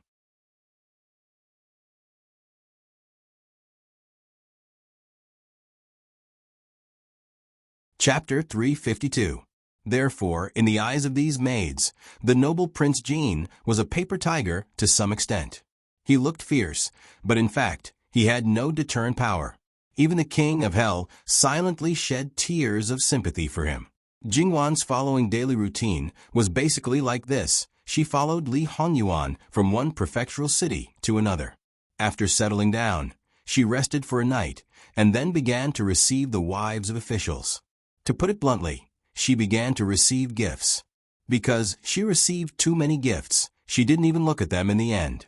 When she had accumulated enough, she sealed them and sent them back to the capital to be presented directly to Lu Qingdi. Of course, because the matter in Jiangnan was not over yet, in order to avoid alerting the enemy and causing some people in the capital to collude with Jiangnan and reduce Jingwan's income, she only presented a list for the time being, so that Lu Qingdi would have an idea of who to settle the accounts with and how much would fall into his pocket in the end. As for the gold and silver in the treasury, Li Hongyuan was kind enough to keep some. The rest was all sent to the capital to fill the national treasury. This situation lasted for about 2 days. After that, it was time to go out. Of course, this was only if there were places worth visiting in and out of the capital. After these 2 days, she collected the gifts and cleaned up the treasury. Then she clapped her hands and left confidently. Those who hadn't sent gifts would suffer because of this. Haha, it had nothing to do with Jingwan. Anyway, she wasn't the one who was anxious. Whether or not they sent gifts had nothing to do with whether they would be settled or not. On the contrary, the more gifts they sent, the more likely they would be settled. However, the more indifferent Jingwan appeared, the more anxious some people became. They even became more and more obvious. In the end, on the second day, after they settled down, there were people scrambling to be the first to come to their door. One gift was more valuable than the other. Little did they know that after they left, some people's faces became colder and colder. When his wife was unhappy, Li Hongyuan naturally had to coax her. Every time he coaxed her, he would write down a debt for some people. This account book was getting thicker and thicker. The truly magnificent mountains and rivers were usually not near the prefectural city. After Baishao and Daybreak were able to move freely, Li Hongyuan began to take a detour. The prefectural city could go to hell. Since his wife was unhappy, he naturally did not hesitate to create psychological pressure for them. Jingwan wondered if this was a good idea. And Baishao, Li Hongyuan stroked Jingwan's hair. Wanwan, I can tolerate you infinitely, but it doesn't mean that I have to continue tolerating you because of other people. Just because of 2 maidservants, I deliberately changed the schedule and even delayed the time. Because of you, I didn't care about it. But now, when the master goes out to play, he has to worry about whether the servants have recovered from their injuries. Is this appropriate? Also, don't say that Baishao was schemed against because of me. As a servant, it's natural for her to die for her master. You're soft-hearted and kind, especially to the people around you. Look which maidservant can be as carefree and happy as the ones around you. The way to manage your subordinates also needs to know when to relax. Blindly being kind will only make them more arrogant. There are even some who can't see their own status clearly and think that they are on the same level as their master. Now, because of me, you're receiving large amounts of money and gifts. Are you sure that they don't have any thoughts in their hearts? Are you sure that they won't rely on your support in the future or even use your name to wantonly amass wealth outside? When the day comes, I'll replace all the people around you who have too much affection for you. At that time, you won't be angry with me. Jingwan raised her head and stared at him blankly for a moment. Then she reached out and hugged him, burying her face in his chest. A moment later, a muffled voice came. I know. I'll listen to your arrangements for the following itinerary.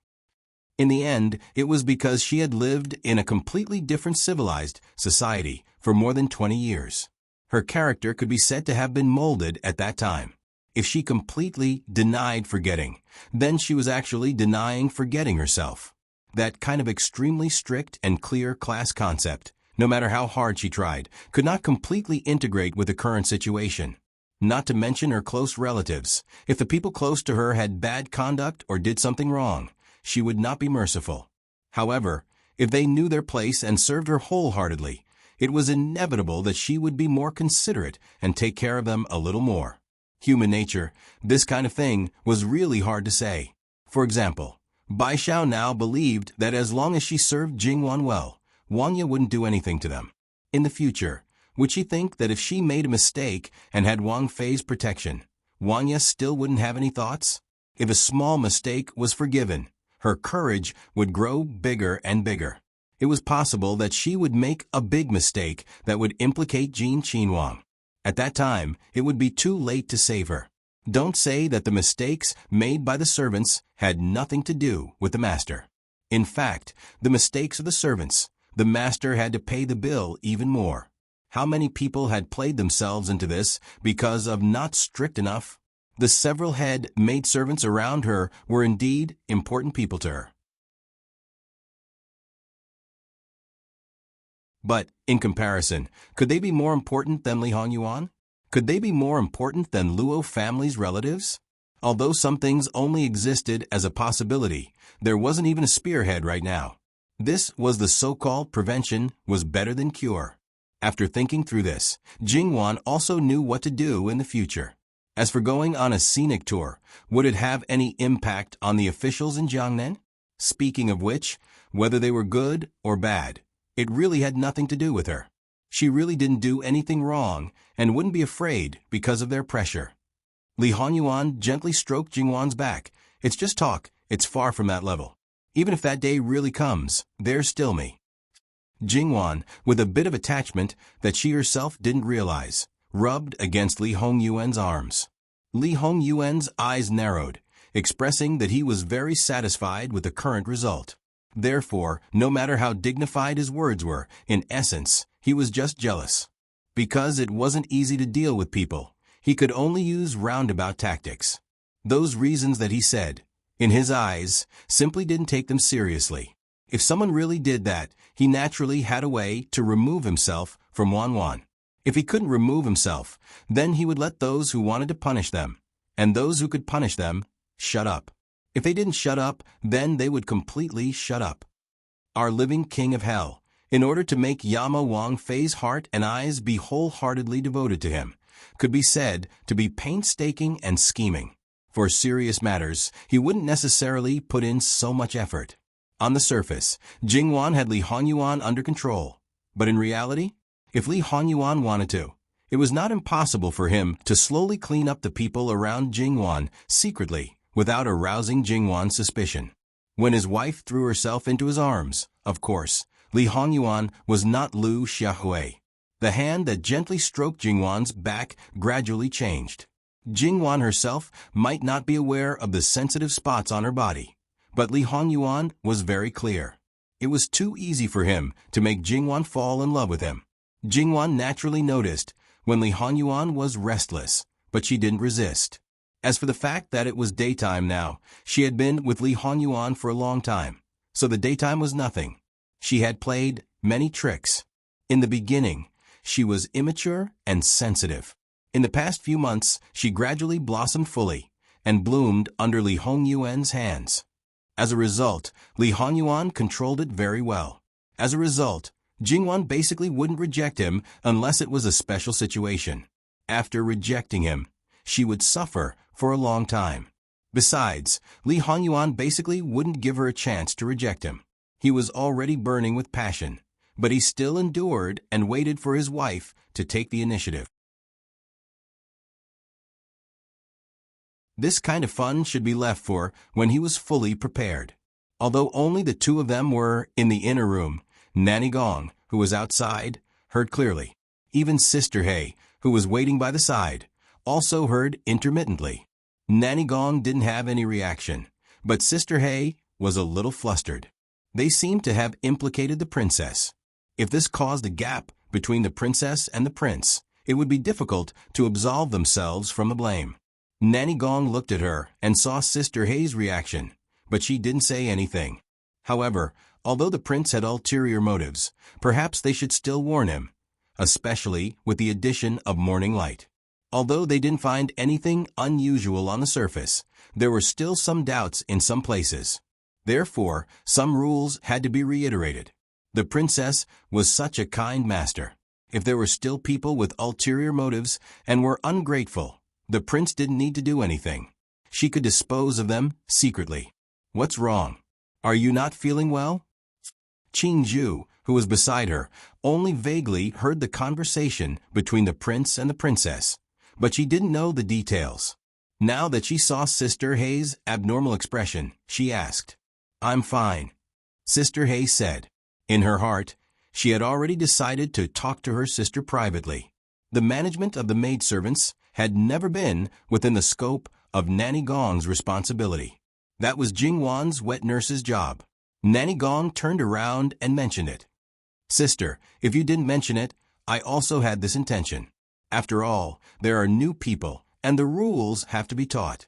Anyway, Morning Light's injuries have all healed, and it will only take a day or two. Since Sister has mentioned it now, then I will gather them together tonight and teach them the rules," Jingwan's wet nurse said. Nanny Gong nodded and didn't say more. There were some things that didn't need to be done too much. Jingwan and Li Hongyuan didn't appear until dinner time. Li Hongyuan didn't seem to be abnormal. Jingwan's black hair was loosely tied behind her head. Her skin was very good to begin with, and now it was white with a hint of red. At the corner of her eyes, the trace of spring that hadn't completely disappeared was more obvious. It looked exceptionally attractive, and the maidservants were too embarrassed to look at her directly. Perhaps because he was full, Li Hongyuan was in a good mood. However, his eyes were basically on Jingwan. In fact, he wanted to hold Jingwan in his arms and rub and rub. However, he still cared about her dignity in front of the servants. He glanced at the reaction of the others and thought, "Wan like this can only be touched by him, and only he can get close to her. And the men outside can't even think about seeing her like this." There was something strange about the maidservants, but Jingwan was a little lazy at the moment and didn't have the energy to pay attention to it. After dinner, Jingwan didn't feel sleepy, so she went to do painting for 2 hours. Li Hongyuan accompanied her the whole time. In fact, Jingwan focused on painting, and he focused on watching Jingwan. Then she had a good night's sleep. When she woke up the next day, she was 100 times more energetic. Today, they were going to climb the famous mountains and tread the strange peaks. According to the estimation, it would take at least 2 days. For the sake of the scenery, they wouldn't be in a hurry. Therefore, they would spend at least 3 days and 2 nights on the mountain. Although Baishao looked fine now, she also knew that it was not suitable for climbing. If there was an accident, it would be troublesome and a burden. "Your Highness, I haven't recovered from my injury. I can't serve you by your side. Please forgive me, Your Highness." It's not a matter of guilt. Your health is important. It's not too late to wait until your injury is fully recovered. Black Sister wanted to stay, but she also knew that it was impossible. When the princess went out, at least one of her sister and her would follow. "Your Highness, I rarely go out in the past. I don't have enough strength. I would like to ask to stay and accompany Baishao. Please allow me," Daybreak said. "That's fine. I'll ask the prince to leave a few more guards. If you are bored in the next 2 or 3 days, you can go out for a walk."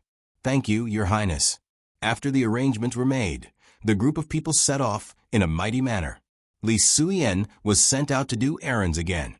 Yu Zhongqing and Master Huaken were both there. In this way, someone seemed to be more miserable. Looking at the beautiful mountains and rivers, the plank road of the stairway to heaven, Jingwan suddenly missed the camera. Such a scenery, unless a painting master stayed for a long time, absolutely no one could stay in a short time. However, since it was a tour, it was naturally important to have a state of mind to experience the natural scenery. After experiencing that feeling, there was no need to pay too much attention to other things. Perhaps it could leave a deep impression in one's heart and leave it on the painting scroll later. Because they were not in a hurry and just strolled up the mountain, the strength of the maids was completely enough to support them. However, at some point, Jingwan began to act shamelessly. Li Hongyuan smiled faintly. In front of so many people, it was rare that Wan was willing to be close to him. He did not even need to give any hint. Without saying anything, he half-squatted down. Jingwan smiled and pounced on him, hugging his neck. Li Hongyuan's hand supported her buttocks. He was still moving up step by step at a steady pace, as if there was no one else on top of him. Although the weather was still hot, the higher the mountain, the cooler it would be. Jingwan did not know the specific altitude of this mountain because it did not coincide with the geography of her previous life. This made Jingwan suspicious of the idea that it was a parallel universe of her previous life. However, there was no point in pursuing these questions because there was no answer at all. She just did not know if she would see snow at the top of the mountain. She turned back to ask Tyrant. Tyrant was a little ashamed this time. When they first came to this area, for some reason, they did not reach the top. But from this official's experience, there is a high chance that there will be snow. Jingwan nodded to show that she understood and did not make things difficult for Tyrant. They camped halfway up the mountain for a night. Because they were well prepared, they still had a comfortable time. Because Jingwan was prepared to go to the top of the mountain to see the sunrise on the morning of the third day, they slowed down again on the second day and expanded the range of their stroll halfway up the mountain. At this time, they could see the clouds and fog at the edge of the cliff, which was definitely a great enjoyment. In the end, they camped at a location about half an hour away from the top of the mountain. At this time, they could clearly feel the coldness. Jingwan nestled in Li Hongyuan's arms and slept very comfortably. The next day, she woke up early and simply washed up. You don't have to follow this kind of poetic scene. Li Hongyuan naturally only wanted to enjoy it with his wife alone. In reality, when the red sun rose, the snow at the top of the mountain was covered with a layer of red with a hint of gold. The churning sea of clouds was even more dyed with deep and shallow golden red. The beautiful scene at that moment was so beautiful that it was enough to make people forget everything around them. Although this was not the first time they had seen the sunrise after coming to Jiangnan, the scenery before was still lacking compared to the one in front of them. So beautiful. Jingwan whispered softly. Li Hongyuan turned his head to look at her and reached out to touch her slightly cold cheek. He felt from the bottom of his heart that no matter how beautiful the scenery was, it could not be more beautiful than the person in front of him. Li Hongyuan had never thought that there would be a day like this. It was beautiful and tranquil, and he wanted it to last forever. The sun gradually rose. Jingwan seemed to have finished feeling emotional. She took Li Hongyuan's hand and said, "I'm done looking. Let's go, let's go. Let's go down the mountain." Li Hongyuan's eyes flashed with helplessness. His little sweetheart actually had times when she ruined the atmosphere. They did not rush down the mountain. It was much faster than going up the mountain. They returned to their temporary residence when night fell. Climbing the mountain was also a tiring thing. That night, they slept very soundly. Next, Shanbei County, Yangzhou Prefecture, and Pei County seemed to be in this territory. https://www.bicken.com/11/11807/6653992. HTML chapter error. Click here to report. Registration is not required. We will deal with it as soon as possible. After reporting, please wait patiently and refresh the page. Please remember the domain name of this book, www.bicken.com. Com Mobile Edition, that you're tuning in to the Echo Reads YouTube channel. Don't forget to subscribe and join us on this journey to catch the most captivating stories.